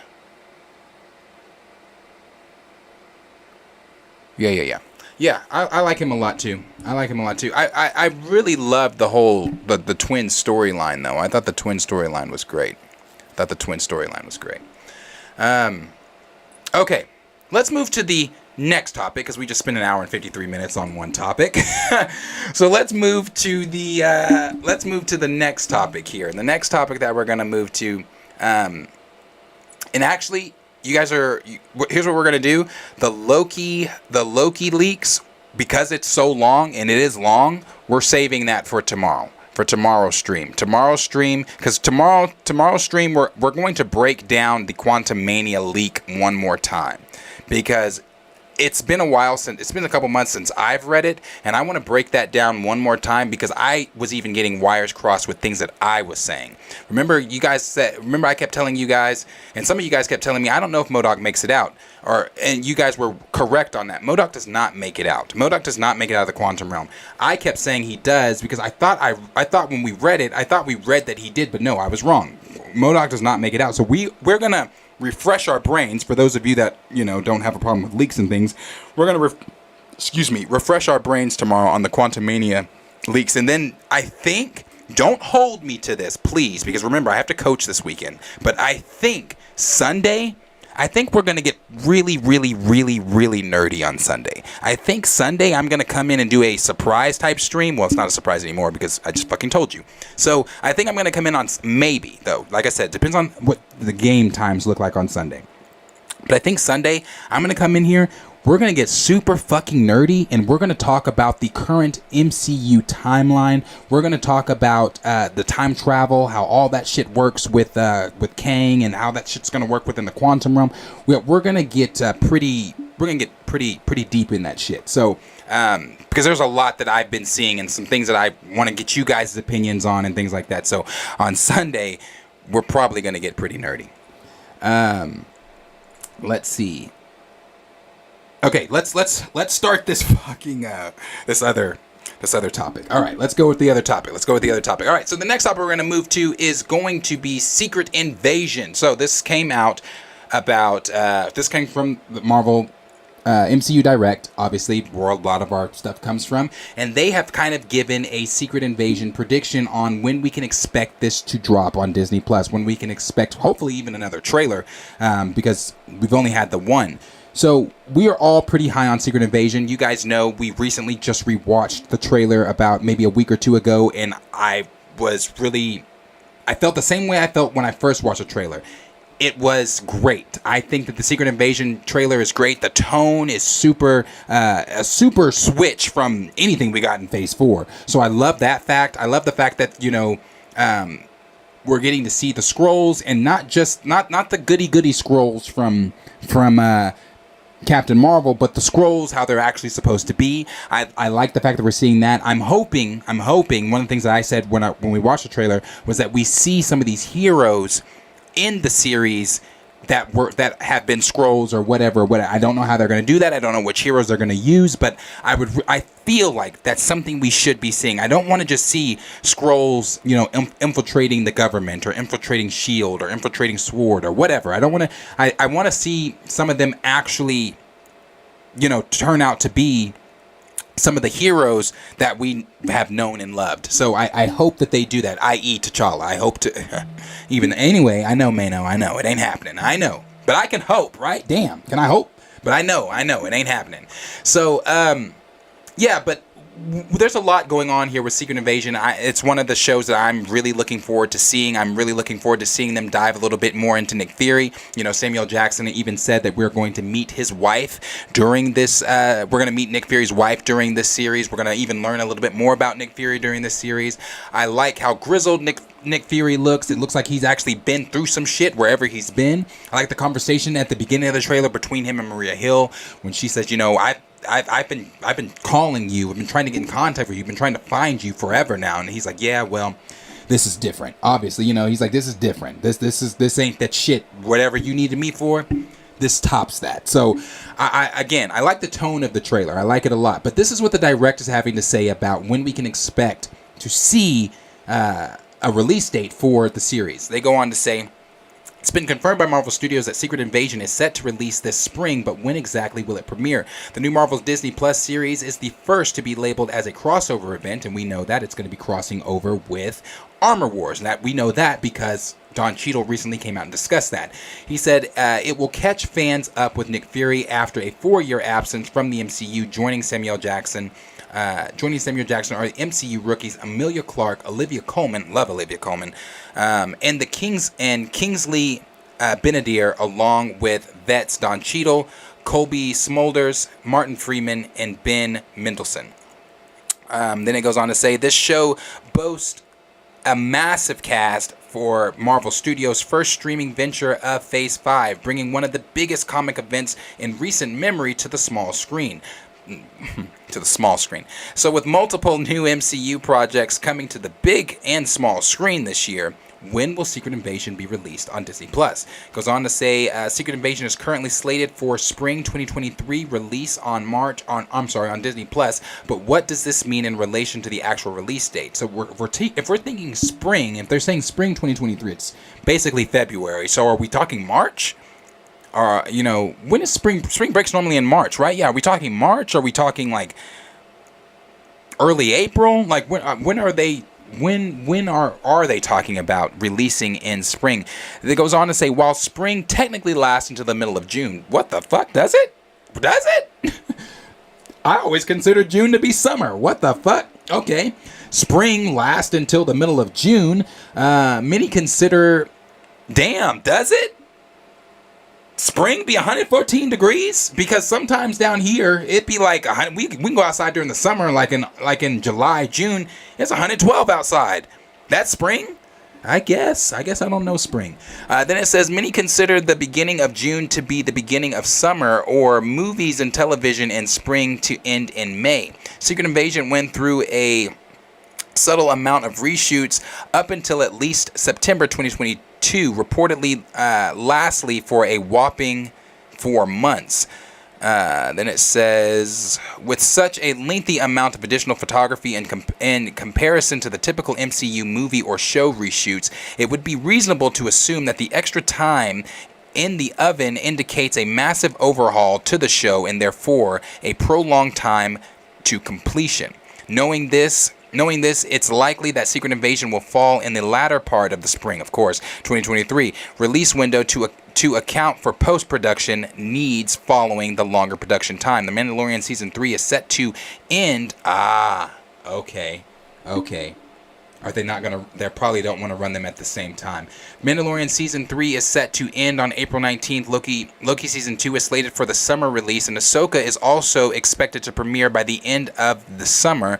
Given how Disney Plus tends to stagger its releases, particularly between tentpoles like MCU and Star Wars properties, there's a limited time frame in which Secret Invasion could run, assuming all of those series stick to these release windows. Then it goes on to say Disney Plus will also likely want to wait a while so that Din Djarin's adventures don't fully overshadow the first MCU show of the year, as has been seen in the past with the Obi-Wan Kenobi and Ms. Marvel.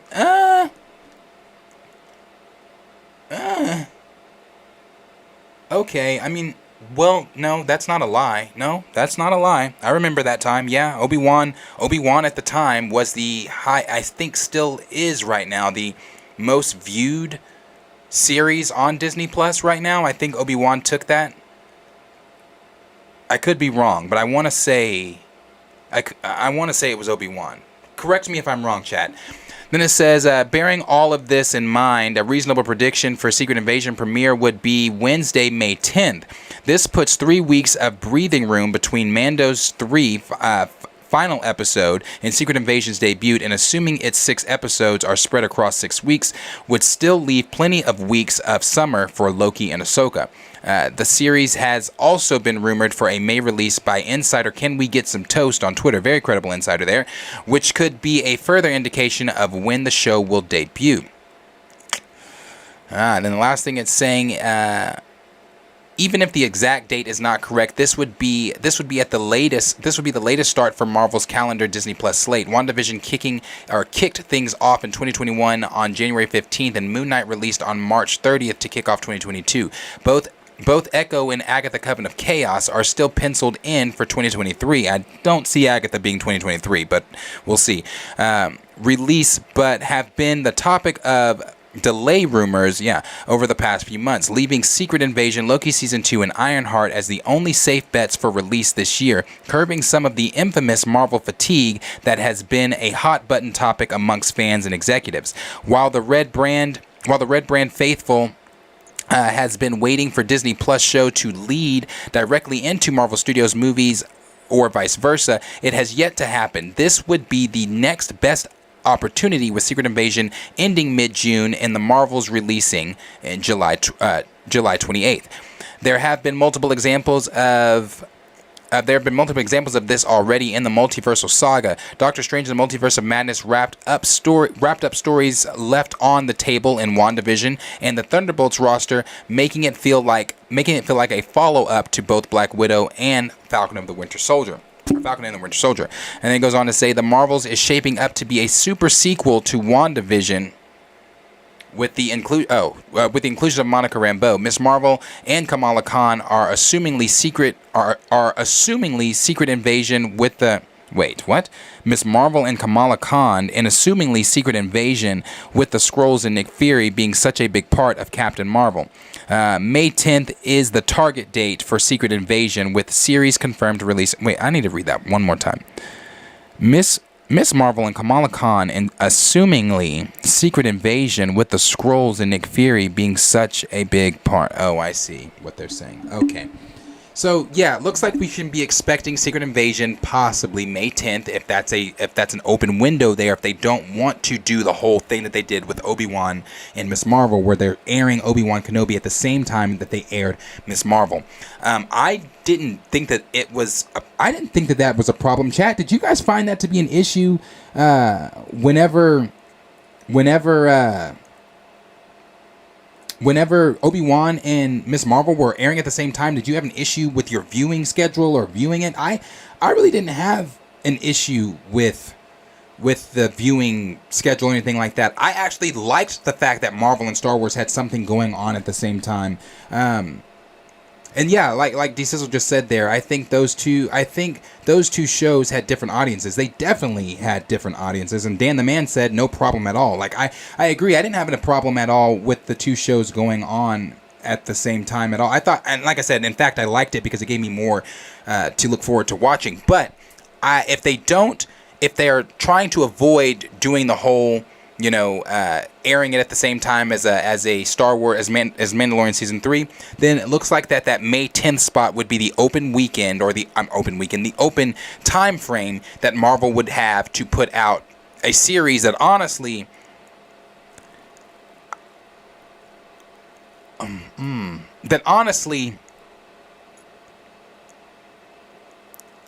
needs to have that same Quantumania type feel, where, how everybody's saying Quantumania has to hit, in way of Disney Plus series, just in way of Disney Plus projects, outside of, for me personally, WandaVision, Loki, Werewolf by Night, I can't say that Disney and Marvel Disney Plus series have been top tier, material. I can't call it that.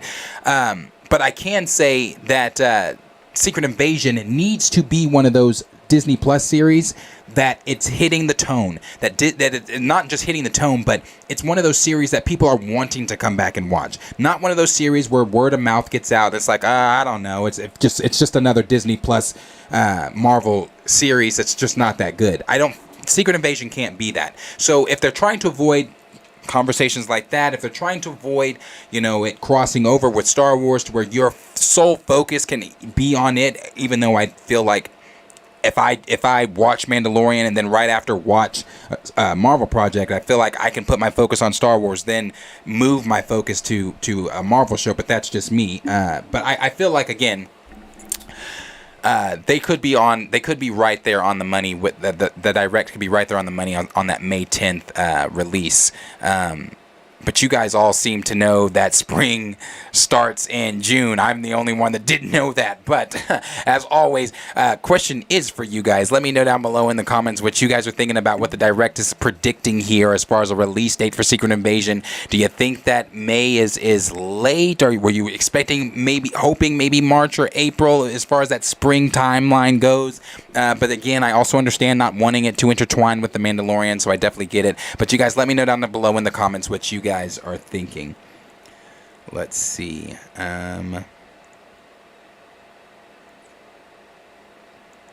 Sir Yuri G said, hopefully the Niners and Chiefs win the playoffs, but yes, I'm still with it. Connoisseur Triple Salute said, only Fanatic Sunday. Rhyme said, keep hope alive. Cornelius said, plot twist. Nick Fury's wife is a Skrull. Big plot twist. Cornelius also said, was because it It's probably a flashback. B said, greetings all. Appreciate you being here. So Yuri G said it's true. We're talking about. Okay, we're talking about. So it is. Okay. Well, B Smith said June 2 p.m. is the start of summer. Bro, I'm telling you, I was today years old when I learned that shit. I did not know that. I didn't know that. I always thought summer started in May. Honestly, I thought I thought spring was like, I thought summer started like I thought summer started at the beginning of May. Yeah, I thought it started at the beginning of May. I thought spring was March and April. I don't know. But I was today years old when I learned that. You learn shit new every day. So, hey, here we are. Justin said, only reason I'm not as excited for this show is mainly because I know it's going to be anywhere. It's not going to be anywhere as big as the comics, and it'll be watered down heavy and will probably not live up to the hype. That's been one of my concerns for Secret Invasion too. That's why I made the comment there when they said small screen, because I never felt Secret Invasion needed to be a series or on the small screen. Kenny said, oh yeah, it's not for Kenobi. Miss Marvel would have crushed. Oh, okay. I thought so. I thought Kenobi took the shine there. And I still think it's the most viewed. Snyder said, will the Scroll Queen even be in the show? Bro, I don't know. I don't know. I honestly don't, because, somebody said something really, and I want to talk about this on Sunday with you guys too, if I'm able to do that stream, but somebody mentioned something, made a good point about Secret Wars. It was actually Rob over at Comics Explained said, do we even think that they do Battle World? Do you think Marvel does some type of other thing? Because, that's been a question we've talked about and asked over here about Battle World. Do you think that they do Battle World? So, Justin, yes, I feel you on, Marvel, the MCU doing what the MCU wants to do when it comes to certain big storylines. Kenny said, oh, yeah. Oh, no, sorry, I read that. I'm sorry, that was Snyder. That was Snyder that asked about the Scroll Queen. Snyder. So, yes, I'm not really sure if they are going to do that, because, again, it still falls under that umbrella of the MCU doing what the MCU wants. Official EMG said, Obi-Wan overshadowed Miss Marvel, and even though it was awful, She-Hulk overshadowed Andor. They don't need to release the same... Oh, that's right. Andor did release the same time as She-Hulk. I remember that, too. That's right. Let's see...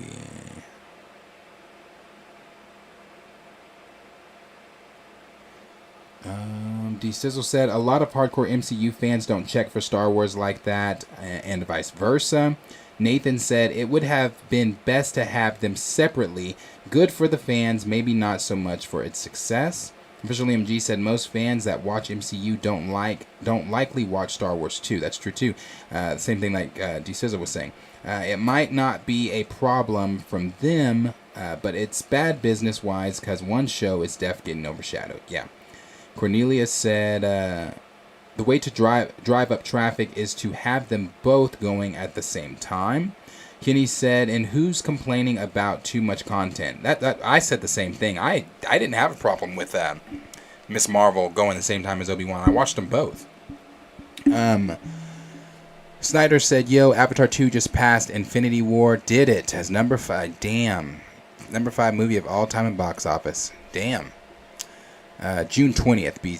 Smith said, June 20th. Snyder said also, yes, Snyder, yes. I'm sorry. I meant to, because the beginning of the stream was so discombobulated, I forgot to bring it up. Yes, today marks 3 years. 3 years ago today, the world lost Gianna and Kobe, and it just still seems unreal to today. I mean, I didn't personally know Kobe Bryant, but the way I acted, you would have thought I did. That is my all-time favorite basketball player. Will forever be my all-time favorite basketball player.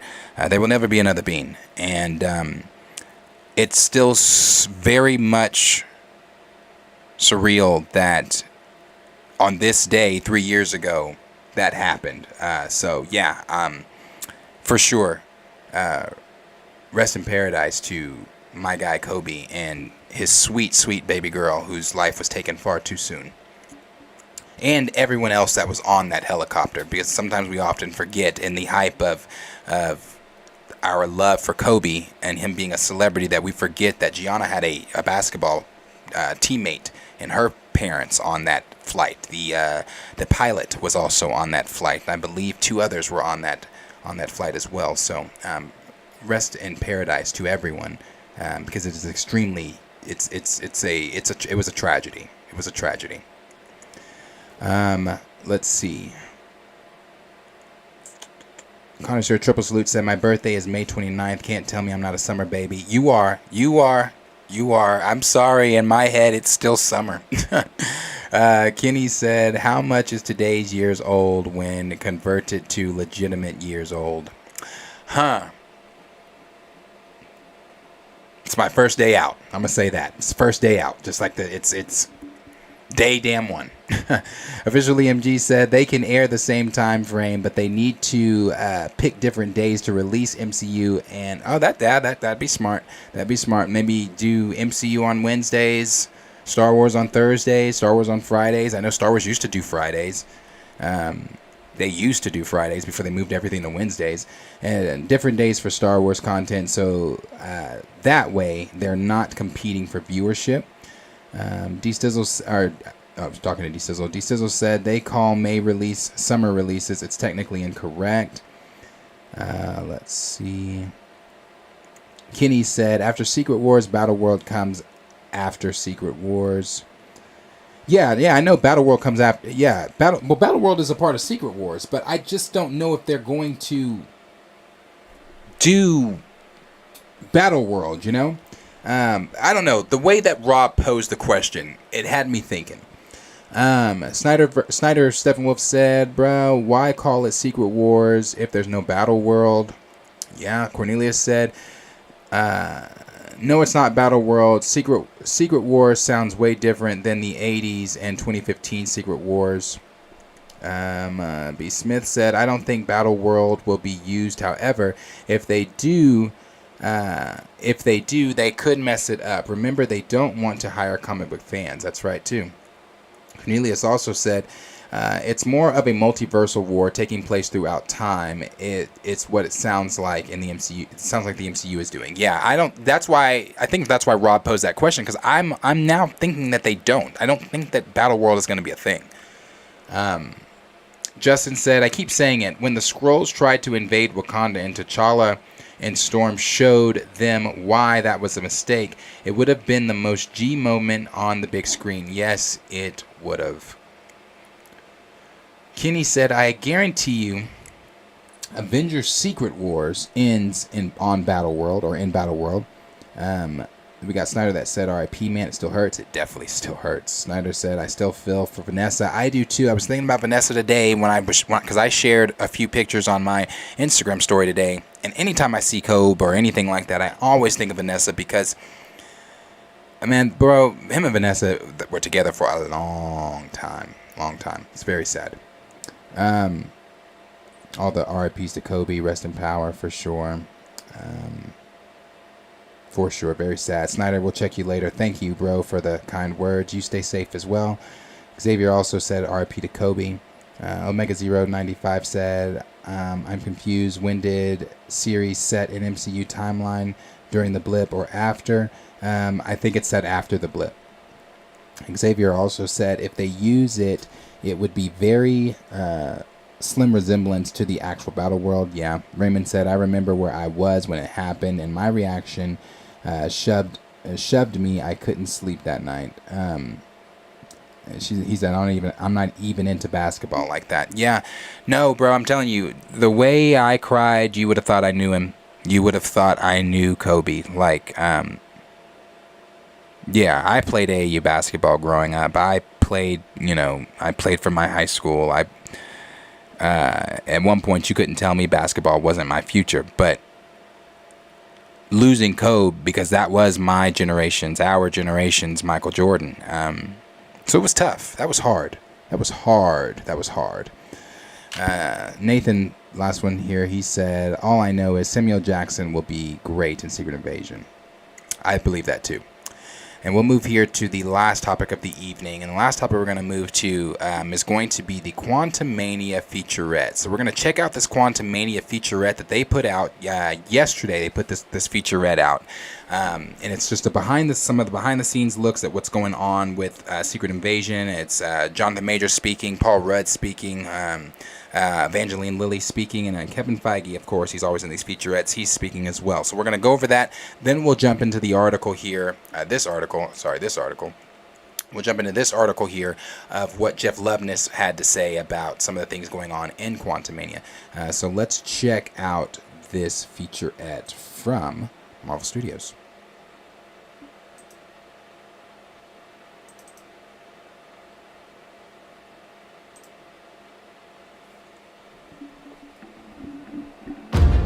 We always love doing the unexpected with Scott Lang.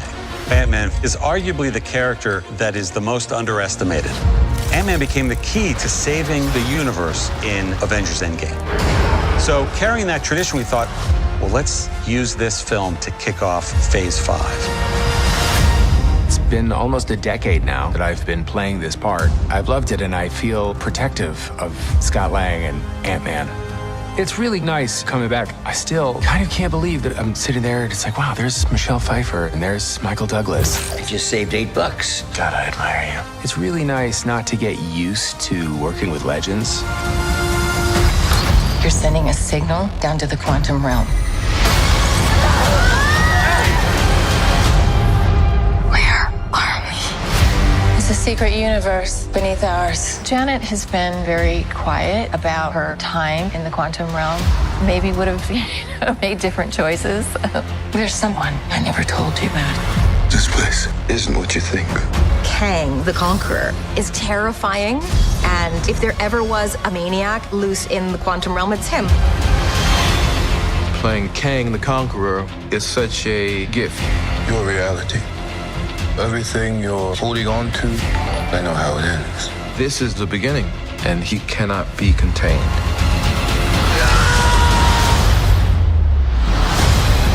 Something like this, which is so transportive and visually striking, people should really see it in a movie theater.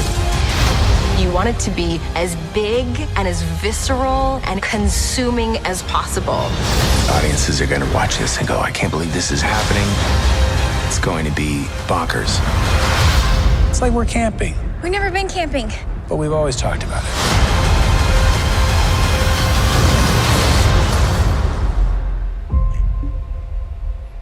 Pretty dope. But there's a new scene there with Kang. I'm gonna kind of get it back there because you can kind of see him. This scene right here. This is different. This hasn't been in anything that we've seen so far. You really can't see much of what's going on, but it looks like okay. So this is kind of why I want to talk on Sunday, bro. Like, because there's just so much. There's so much that I feel like we're just not discussing that's going on within the MCU right now. That Kang's hand is in, bro. Like, okay, just the connections, all the connections. Again, this is why I love everything being connective tissue in the Marvel Cinematic Universe. But Kang right now has his hands like this, right? So if you watch, he's like, he puts his hands out as if kind of like Shang-Chi does with the rings. You know when the rings are circling around Shang-Chi, but he can use the rings to blast shit? Like, that's what it looks like, bro. Like, look at this. Yeah, look at this shit. Like, what is... And it looks like either he's pulling something in and doing like a 10 rings type of deal with it, or that's just cosmic energy he's using. But it, like, look at the way he brings it in. See, he's got his hands in, and then he's throwing something. So it's like, it looks like it's kind of akin to the way the rings work. Because see, what is all this? Like, what is all this? Like, when he does that, again, it could just be cosmic energy, the blue around him. But it looks like once he throws his hands, and he's throwing that off, there's a blast there at the end. There's the blast. And then it even looks like it gets bigger because his eyes even start turning that color. Bro, I don't know. But, you know, one of the things that Kevin Feige said in the most recent interview he did about this was that Kang is stupid. Kang is the most powerful villain, you know, in the MCU, obviously, that they've done. He's more powerful than Thanos. He's powerful. And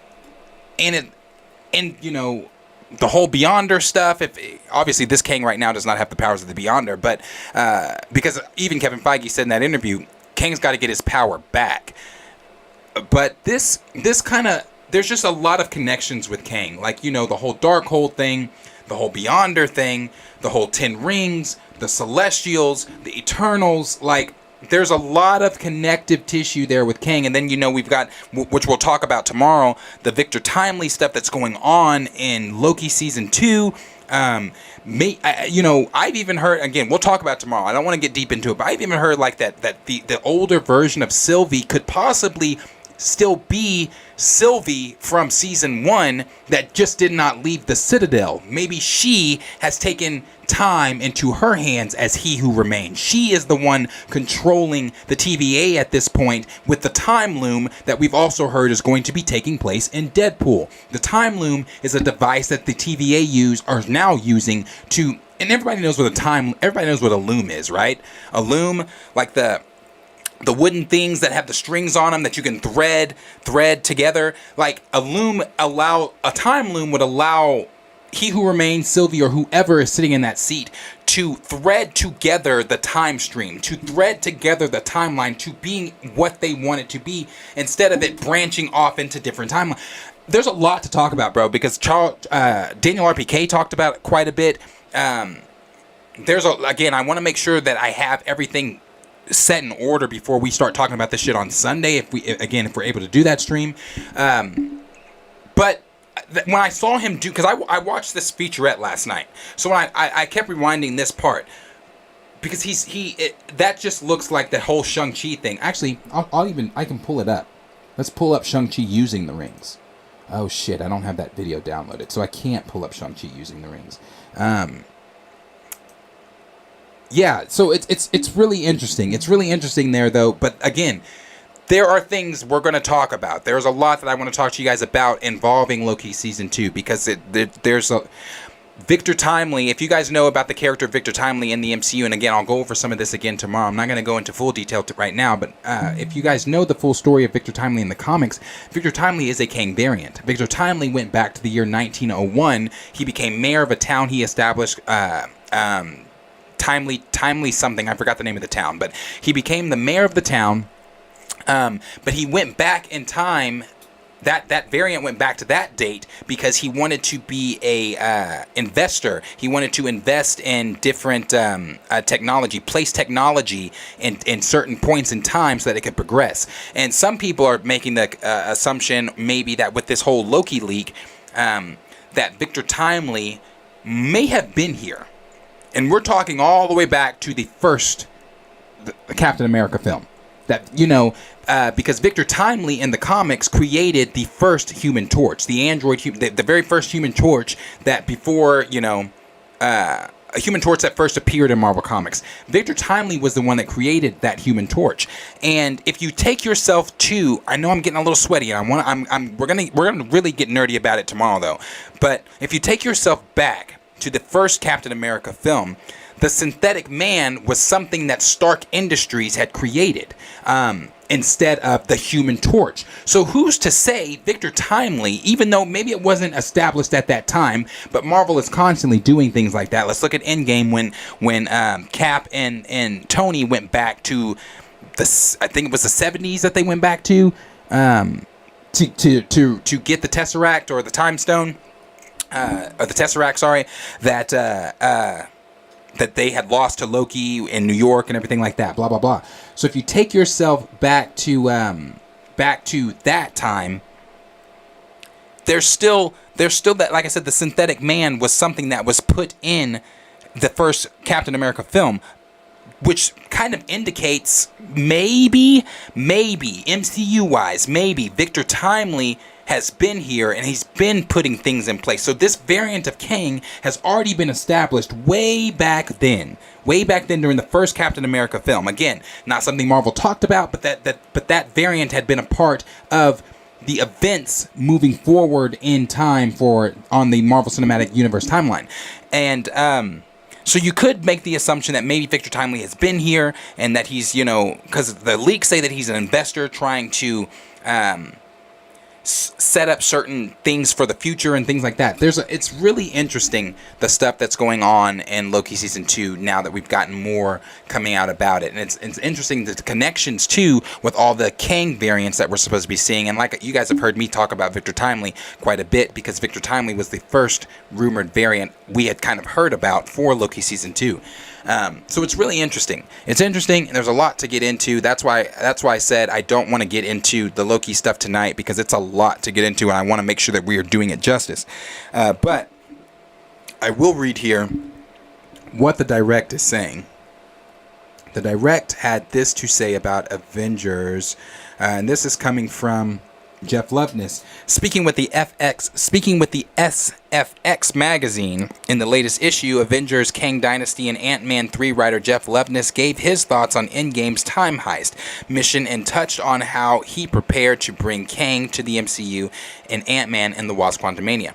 Before opening up his Endgame frustrations, Loveness was asked whether he took a deep dive into Kang's comic history to bring him to the MCU, to which he said his research was too deep, and specifically noted how he got way into the Rama Tut and Scarlet Centurion stuff. That's pretty dope. I'm glad he got deep into that. So he went on to say, too deep. I got way into the Rama Tut and Scarlet Centurion stuff, trying to read my way through that. And the Celestials, and the Celestial Madonna with Mantis, shut your mouth. That's the joy of the character. He's just this infinite snake eating infinite tails, a man literally at war against himself. Bro, that's pretty.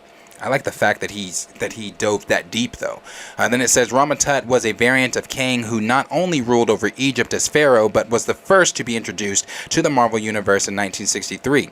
In 1963's Fantastic Four number 19, and he was already referenced in the MCU in Moon Knight. Meanwhile, Scarlet Centurion was the 23rd in Kang's line of sons who donned a suit of armor and was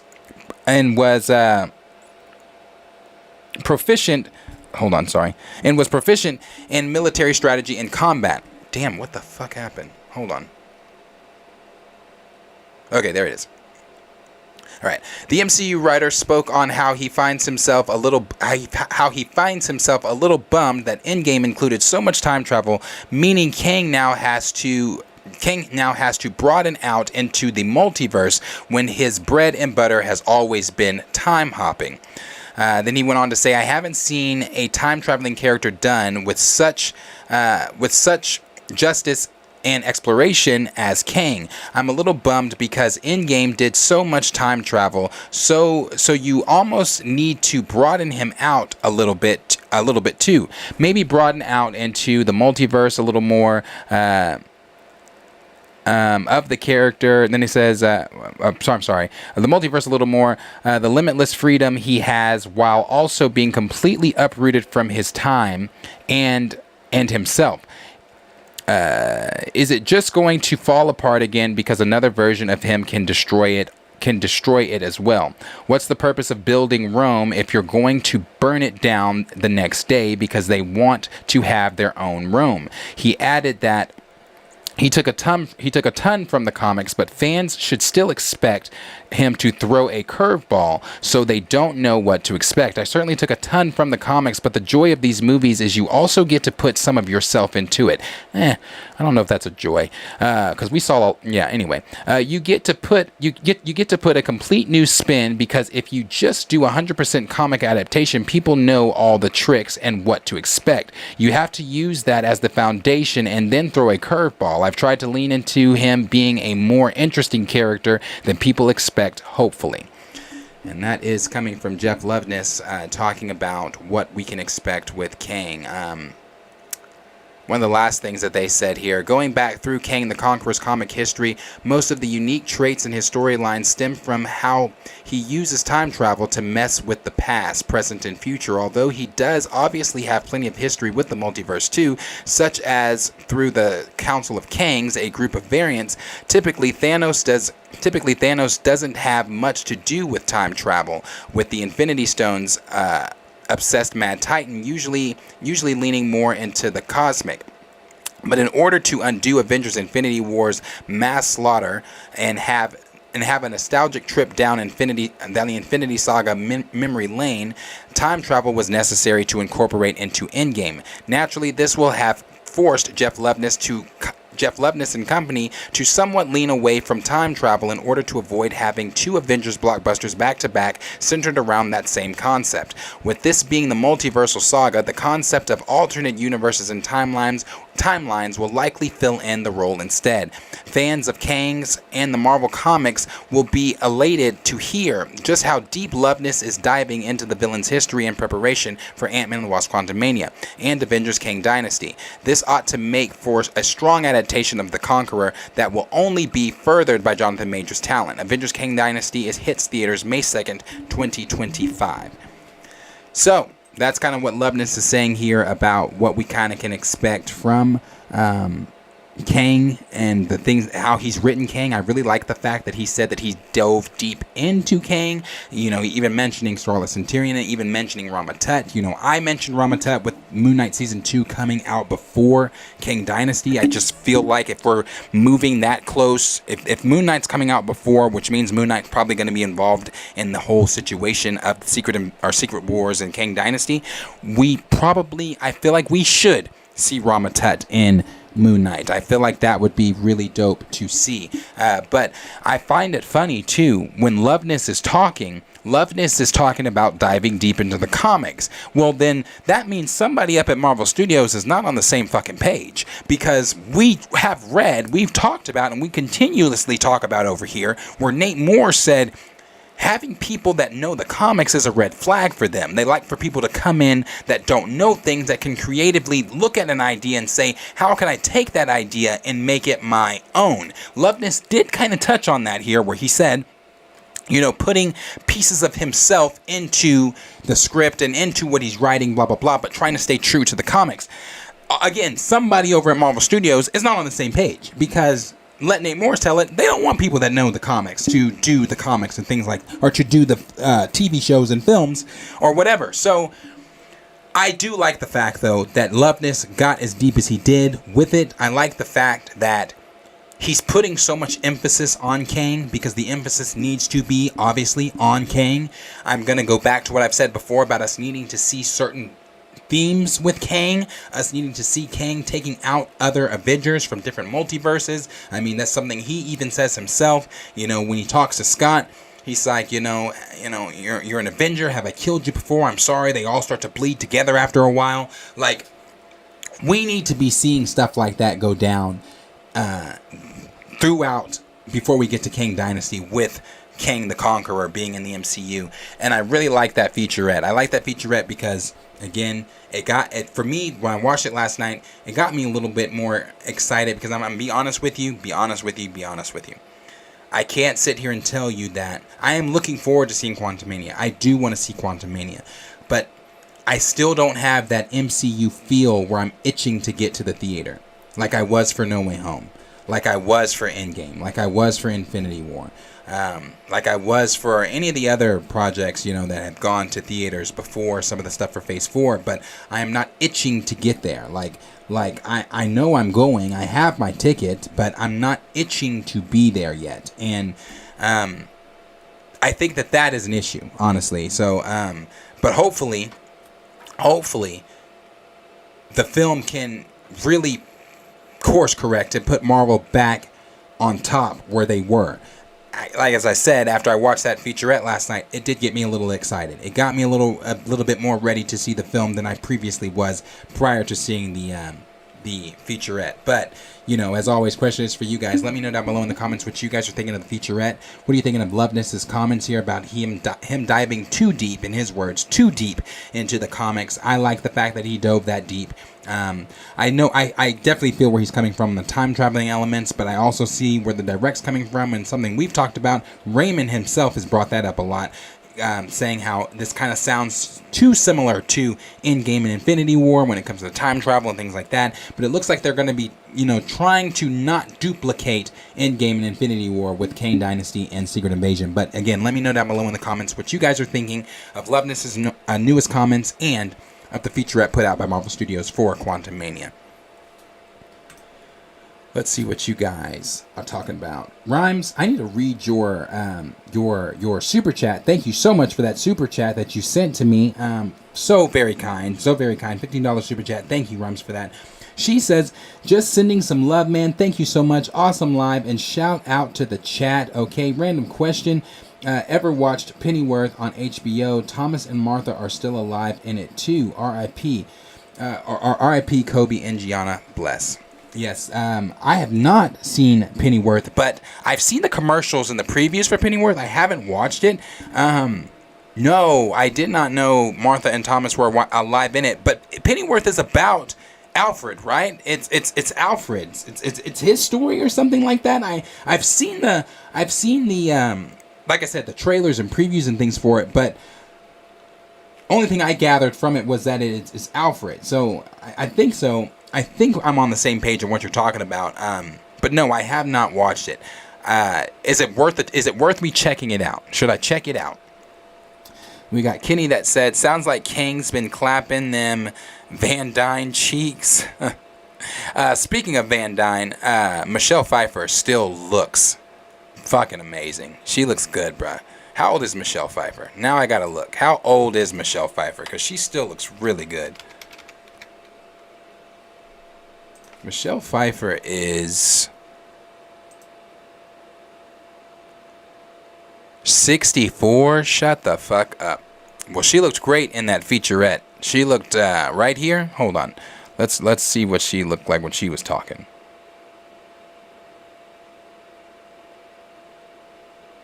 Where is she at?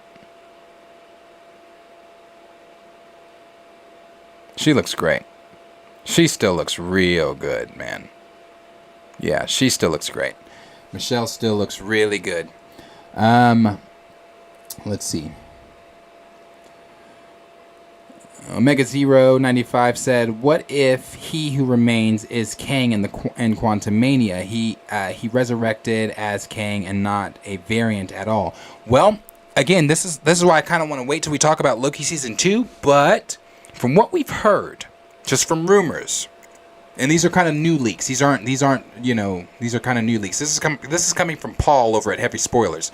Paul had suggested a rumor that he had heard from insiders is that He Who Remains will be joining the He Who Remains who died in the Citadel that Sylvie stabbed, will be reincarnated, and he will be joining the heroes' side during Secret Wars, and he's going to be helping them accumulate different heroes throughout the multiverse to join their side to go against Kang, because the Kang that we see in Quantumania is going to be the Kang that escapes the quantum realm and then goes on to be the overall big villain throughout the multiversal saga, Kang.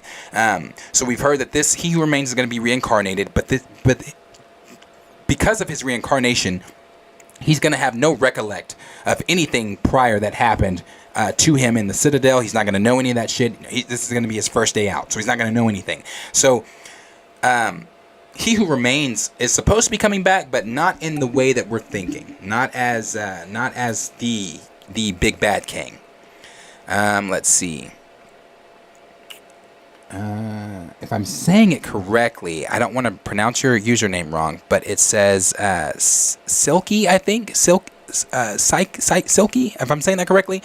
Notice how they're calling him Kang the Conqueror. He's definitely Prime Kang going. Oh yeah, this Kang is the Prime Kang going forward. Definitely the Prime Kang going forward. Cornelia said, "What Nate Moore doing in the chat?" That's funny. Y'all better leave Nathan alone. I accidentally called him Nate Moore that one stream. You remember that, Nathan? That was my fault, bro. Kenny said, looks like reality shattering, like in No Way Home. Definitely could be. Let's see.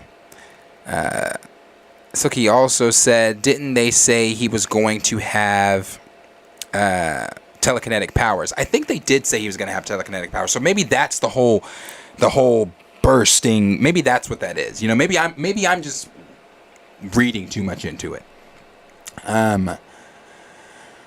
D Stizzle said, of course, Kang's more powerful than Thanos. MCU Thanos was just Cosmic Suge Knight. SB Flash said, maybe you could use a GIF of Shang-Chi using the rings. Oh, I could do that, huh? Let me see if I can find one.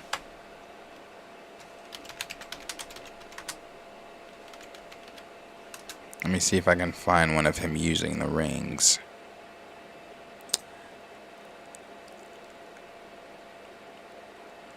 There's this one, but is he using them? No, he's just spinning them in his hand like a Kamehameha. So that's not it. I'll make sure I have it together, because if I do the stream on Sunday, then this ties into what we're going to talk about. So I'll make sure that I have all the videos downloaded that I'm going to use for that conversation, because it's a pretty deep conversation. Let's see. Kenny said, what if Nathaniel Richards ends up being descendant of Kang the Conqueror and Janet Van Jackson? Kang and Janet Van Jackson. No. Let's see. Rhyme said, Cosmic Suge Knight, laughing. Yeah, that gets me every time too. CGZ said, there's a loom in the movie Wanted. Wanted starred Morgan Freeman and James McAvoy. Yeah, the time loom thing is pretty interesting. Sir Yuri G said, oh, that's a good sign. That's some deep Kang lore there. Yep. Officially MG said, I heard Sam will lead the Avengers against Kang Prime, Strange will lead the Illuminati against Immortus, and Carol will lead the Cosmic Team against the Scarlet Centurion, Young Avengers versus Iron Lad. All for Kang Dynasty, apparently. Where's that one coming from? That's not one I've heard yet. But if whoever it's coming from, depending on who it's coming from, if there's the validity behind who they are and their scooping abilities, that sounds pretty cool. Not heard that one though yet. Kenny said Death Row Avengers. Raymond said, I like what I'm hearing. Connoisseur Triple Salute said, and Fantastic Four versus Rama Tut. That'd be cool. CGZ said MCU and their cursed own spin adaptations. D Stizzle said Nate be like, no, not the comics. Yeah. Kenny said Kang or a version of Kang will be a good guy by the end of Avengers Kang Dynasty. It's the He Who Remains. Because if the rumors are true, again, we always have to take this shit with a grain of salt. If the rumors are true, and He Who Remains is reincarnated, and He Who Remains is on the side of the heroes, helping them, then yeah, there's your good guy Kang. In Secret Wars, we'll have the same connection Infinity War and Endgame have. D Sizzle said, looking at it now, I feel they should have used time travel. They shouldn't have used time travel in Endgame. They went that route because they didn't want to use Adam Warlock. Right. That's true. That's true. Raymond said, sure have and sure is. Then we got D Sizzle that said, should have saved the time travel shenanigans for Kang. Raymond also said, and it's also kind of the same as the last two movies, split teams, but I digress. Yeah.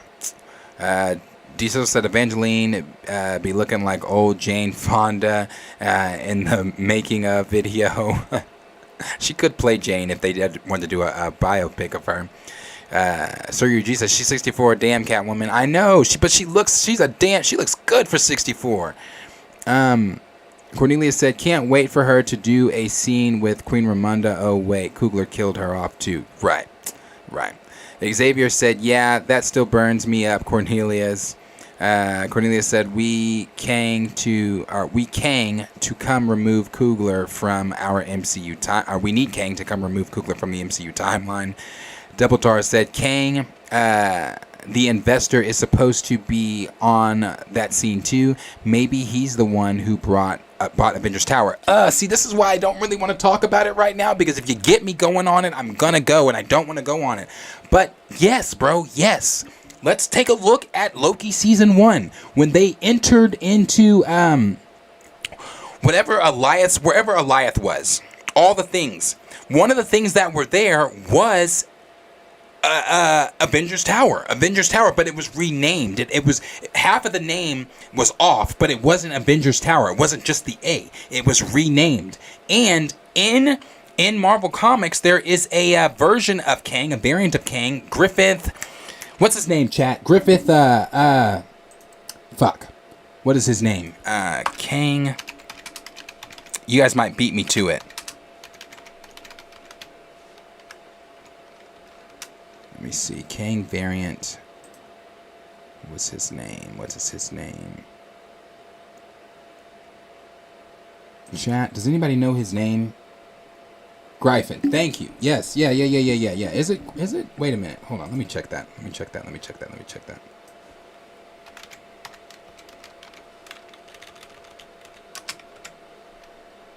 Yes. Thank you, CGZ. CGZ, you got it right. Okay. Yes. Gryphon.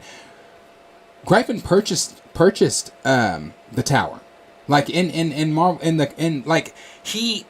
that was another version of Kang that was just stuck in that century, and instead of trying to find a way out, just adapted to that century and started living in that, and in that current century. So people were saying, some people were asking, could the tower that was in Loki season 1 be connected to that in some type of way? It's pretty interesting, bro. Like there's a lot of pieces there. Let's see. Rhyme said, yes, it's Alfred's story, but meshes some of the Wayne's family history and gives visual background to why Bruce acts the way he does and some of his fighting styles. It's not a must watch, but definitely enjoyable. Okay, I'll definitely check it out. Raymond said Janet Van Jackson. I'm stealing that. Cornelia said all theory. I'm gonna need Sam Wilson to abuse some super soldier serum though. Yeah, for real though. Omega 095 said it's kind of weird how the Marvel or any movie trailers can be react without buffering in the stream, while something like anime stuff freezes in the video. Yeah, I know. It's really annoying. Like, the thing is, I can't watch YouTube videos regularly when I stream. I have to download them. Like, this is downloaded. This video here, I had to download this video to my computer in order for it to work that way. So no, it's really annoying. Producer Henry thinks it's because of my moving background on OBS that you guys can see the space moving behind me. He thinks that's what it may be, because he said it was never doing that when I had the old background. It could be. I don't know. He knows way more about this shit than I do, so he's just got to get over here and fix it. I'm not sure.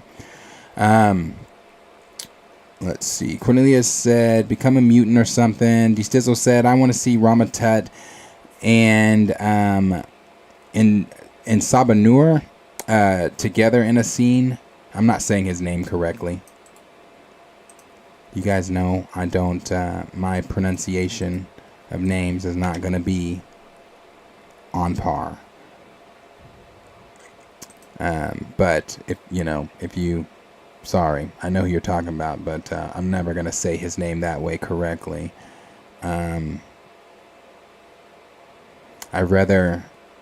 why he's just going to be Apocalypse for me. Sorry, I'm reading this comment here.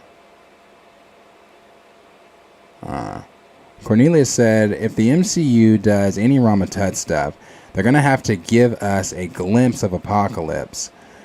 If the MCU does any... Oh, you said that twice. Okay. Yeah. No, But will they? Will they, though? That's the question. Because then... Well,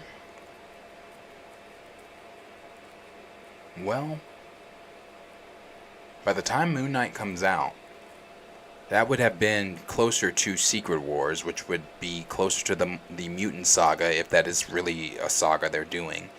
So, I mean, yeah, I agree with what you guys are saying. Yes,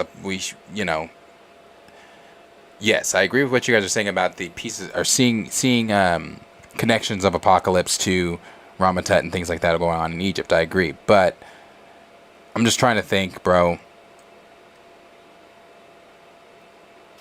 Does the MCU really, like, are they going to give fans what they want when it comes to certain X-Men villains that we're wanting to see? Like, I don't know. It'd be cool, but I'm not sure. Tequilaville said, Loki show picked up episode 4 through 6 for me. I really like the show a lot. Nathan said, I simply want to be impressed. That's all. That's it. Just impressed. Double Tar says, Spider-Man No Way Home. The tower was already purchased too. Right, it was. Double Tar said, and a lot of people speculated the Fantastic Four, but I don't think so. Let me see. Double Tar also said, or one of the Spider movies or Hawkeye series. Then Cornelius, I read that one there. CGZ said you were correct. Oh, did I say his name right? Okay. D Sizzle said, does Marvel Studios even know who Apocalypse is?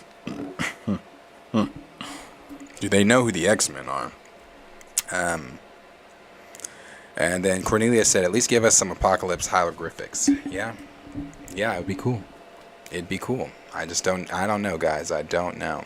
But no, we're going to jump into that Loki stuff tomorrow, because I have a list of things that we need to talk about with Loki. See, they're talking about Victor Timely. See, I'll show you guys this, though. I'll show you this. They're talking about Victor Timely in the article.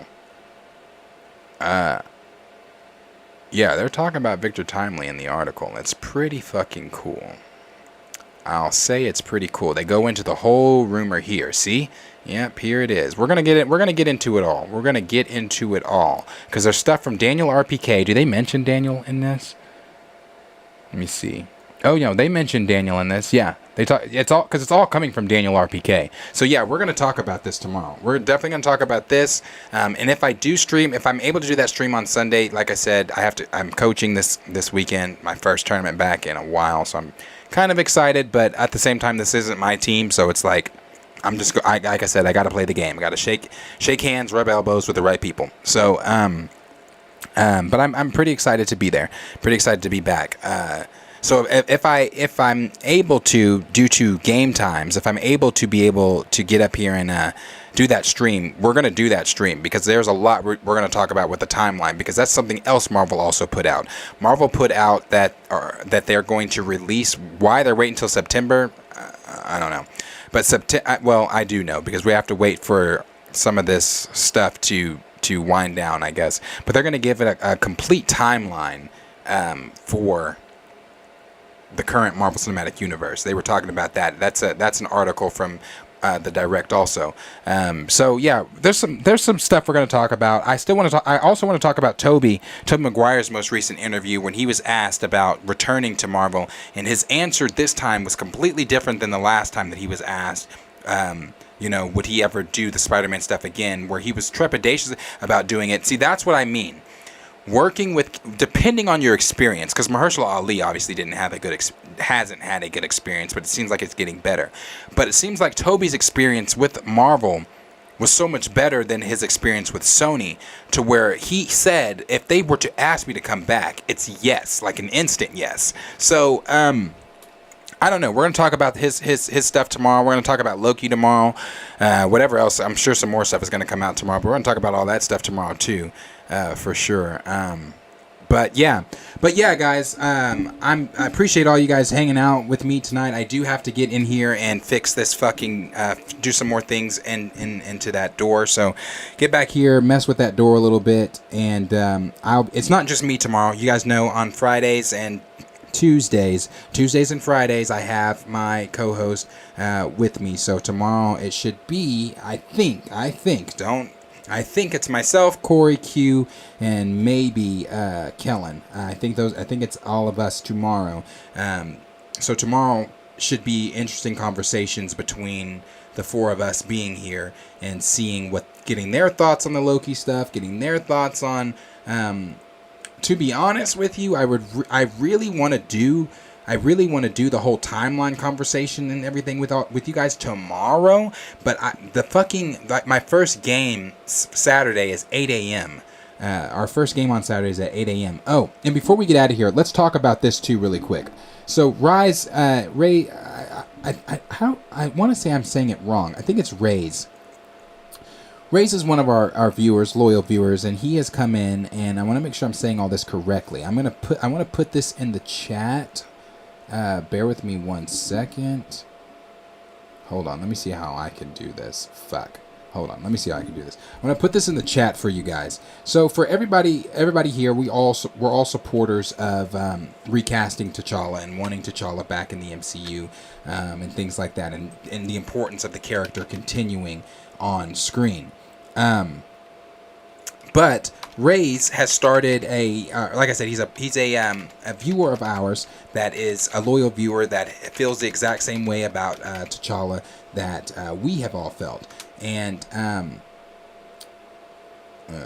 why is that not coming up that way? Hold on, I'm sorry. I'm trying to get this to come up.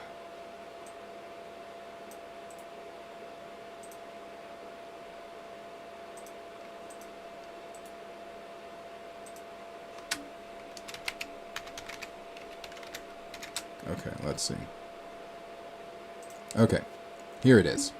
Okay, so this petition here is a petition that Ray has started. I have signed it myself. It's got 29 signatures right now, and he's trying to get to 100 signatures on it. Obviously, he wants way more than that, but, you know, if anybody is interested, and I feel like if we all love T'Challa, we should all be interested. But I would say definitely head over to this petition here. Give it a look, read it over. If it's something you feel like you want to sign in order for the character of T'Challa, I will read this to you. What Ray's put in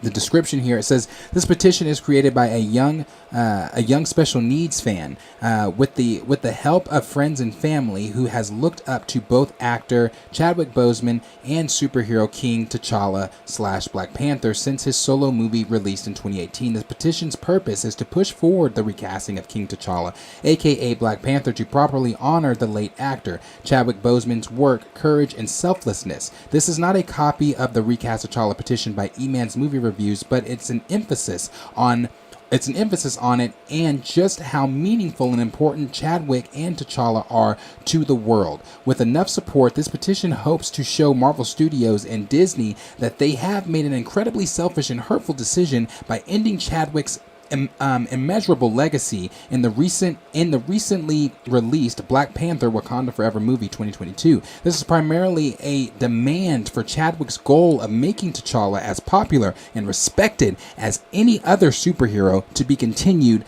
by another actor. So they go on to say how to help. 1. Sign the petition. 2. Share this petition to friends, family, and anyone else on social media. 3. Use hashtag SaveBP for Chad whenever possible. Part 1.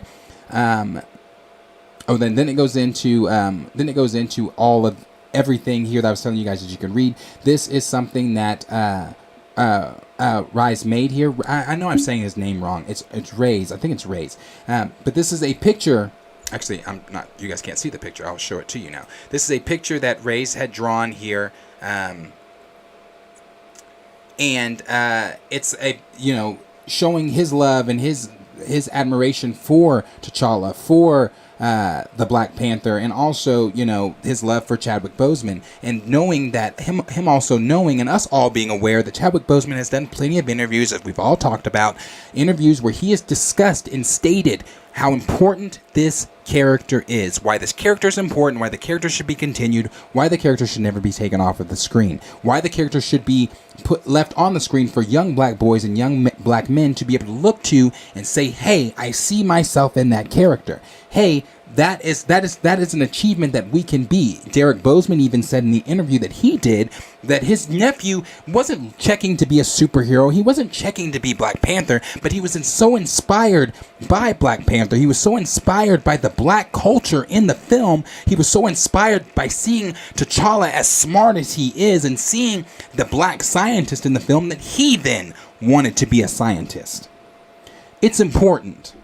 You all, as viewers, you all know how important the character is. As I talk about many times, there's layers to this conversation. It's not just what you see at face value when you say recasting, when you see the hashtag recast T'Challa or save T'Challa, that you think to yourself, that's disrespectful. This is a special needs young man who is looking and understands the importance of the character. So, and understands that the character needs to be continued on screen. He's showing you images that he's drawn and even put so much effort into even making his own petition on change.org to show you how much the character means to him, how much the character means to all of us over here. Not just one individual, but several individuals, several people. The character is far too important to just be taken off the screen so cavalier because you were selfish with your feelings. So, I definitely encourage anyone interested to head over, read the entire article for yourself. And there's more here. There's more here that they have put out. Read the entire article for yourself. Go here and read the entire petition for yourself. And while reading that petition, take a look at some of the personalized things that they have put into the petition that Rise has been a part of, or Race has been a part of. Please forgive me. But I will read, I do want to read this last part here from them. And like I said, check this out for yourselves, guys. It says when Rise first heard the news of Chadwick's passing, he simply didn't believe it. He showed the person who told them a clip from Avengers Endgame where T'Challa / Black Panther returns from being snapped away 5 years ago. Or he showed the person who told him the clip of Avengers Endgame where T'Challa Black Panther returns from being snapped away for 5 years. From the events of Avengers Infinity War, he thought they hadn't seen the movie. But this was not the case at all. After being shown the proof, he dropped his iPad and just stared into space for about an hour. This was only his initial reaction, and since then, it had been a monumental shift in life. Chadwick was and still is his best friend, so losing him was almost too much to bear. Rice cried over Chadwick on many occasions and still cannot believe he is in heaven. Rise has been honoring Chadwick since 2020 by drawing pictures of him, one of which got posted on his high school Instagram account. That's really cool. I think that's the one I just showed there. Putting up signs around school to help people remember Chad, and best of all, he started raising money for St. Jude's Children's Hospital. St. Jude was the same hospital Chadwick visited while he was sick, so Rise decided to continue his work rather than ending it like Marvel did. Exactly. That's how you honor someone's work, by continuing it. And I've asked that question many times. Do you think St. Jude saw any of the money from Wakanda Forever? Do you think the Chadwick Boseman Foundation saw any money from Wakanda Forever? They didn't, because Wakanda Forever was simply just to line Marvel's pockets, and it was a way for them to feel good and pat themselves on the back, thinking that they honored Chad. But again, I encourage any and all of you to go over to this petition if you're interested. Check this petition out. Let me put this in the I will put it in the chat for you guys, so you can check this petition out. Sign the petition if you're interested, and definitely help this young man out. Definitely, and not just help this young man out, but help ourselves out. We're all wanting T'Challa back. So regardless of if it's E-Man's or not, or it's someone else's, I feel we need to support it. Support anything that is supporting bringing T'Challa back on screen. So I definitely wanted to acknowledge this, because this is something that his mother sent to me on Instagram, and she definitely wanted us to talk about it here, and I told Rise that I would talk about it, so we definitely are. And like I said, I signed today, and I encourage all of you guys to go over and do the same if you're interested. Definitely, for sure. So I wanted to acknowledge that before we headed out tonight. And I appreciate all of you guys that are saying that you signed. Stevie, thank you for signing. Ross Dog, thank you. Raymond said okay. SP Flash, thank you. Yeah, definitely go and sign that petition, guys. And again, this is something we all deeply care about. And this is something that Rise deeply, deeply cares about. You know, this is after reading through this the first time I read through the petition, it shows. Again, I don't think Marvel understands that they're not just taking away, and not just Marvel. I think anti-recasters, when you come into spaces, you need to think before you speak. Think before you say, well, that's just a character, or he's gonna be back, or this or that. There are individuals out there like Rise that don't feel that way. There are individuals out there that like Rays. I'm sorry, I'm saying your name wrong. I know I am. Rays that said, you know, that want the character to continue on, that are looking at the passing of Chadwick Boseman and trying to wrap his head around why the character has to, die with Chadwick. And it was already hard enough losing Chadwick Boseman. Now you're hitting us in the feels twice by taking T'Challa away too, by making an actor's death or making a fantasy character's death synonymous with a real person. Reese, I'm sorry, Reese like candy. Thank you, Reese. Reese just like candy. By taking a character away like that, I don't think Marvel realized how big a scale T'Challa was on. And I take that back. Marvel knew how big a scale T'Challa was on. Because we can always take it back because the receipts are there. In order to first love the Black Panther, you have to first love T'Challa. Nate Moore. So yes, I encourage everyone to go over, sign Reese's petition. So give as much support as you possibly can. Because again, this is all something that we all deeply believe in. So I definitely wanted to touch on that. If there's anything else that I can do, Reese, I don't know if this is one of your parents. If there's anything else that I can do, please reach out to me. I want to be able to help in any possible way that I can. You do have my Instagram. And honestly, if you want to, because I spend more time on my personal Instagram than I do on the actual Planet Fanatics Instagram, I will send you my username through the Planet Fanatics. And that way that you can direct message me with anything that you may need, any questions or whatever, any way that I can be of help. You can directly message me that way because I want to be as much help as I possibly can. So, and I appreciate you guys even reaching out to me to talk about this on the show. So thank you, and thank all of you all for being here tonight and hanging out. Like I said in the chat, I will be back here with you guys tomorrow. Again, it should be myself and a few other co-hosts, and we will be diving into a few other things with you guys. So as always, to everybody, thank you all for being here. Again, Teresa's parents, thank you for reaching out to me, and thank you for wanting the show to talk about that. And thank you guys for caring so much about the character, about Chad, about what Chad wanted, about the franchise in general, because it is deep. It's that deep. So thank you all for being here. Thank you everybody for the super chats tonight. And again, I'm always humbled to hang out with you guys. I love hanging out with you guys. So as I always say, I hope you guys all have a great day. Like, subscribe, share this video with your friends. And as always, I will see all of you guys here, Planet Fanatics, in the next video. Enjoy your night. Be safe. I'm humbled. Thank you guys so much for messing with me on the level that you do. It really means a lot. And I will see you guys tomorrow in the next video. Enjoy. Take care. Have a good night, guys. Bye. Well, that's not how I do it. How do I normally say it? Peace. Or however I do it. Peace out, guys. I'll see you guys later. Bye.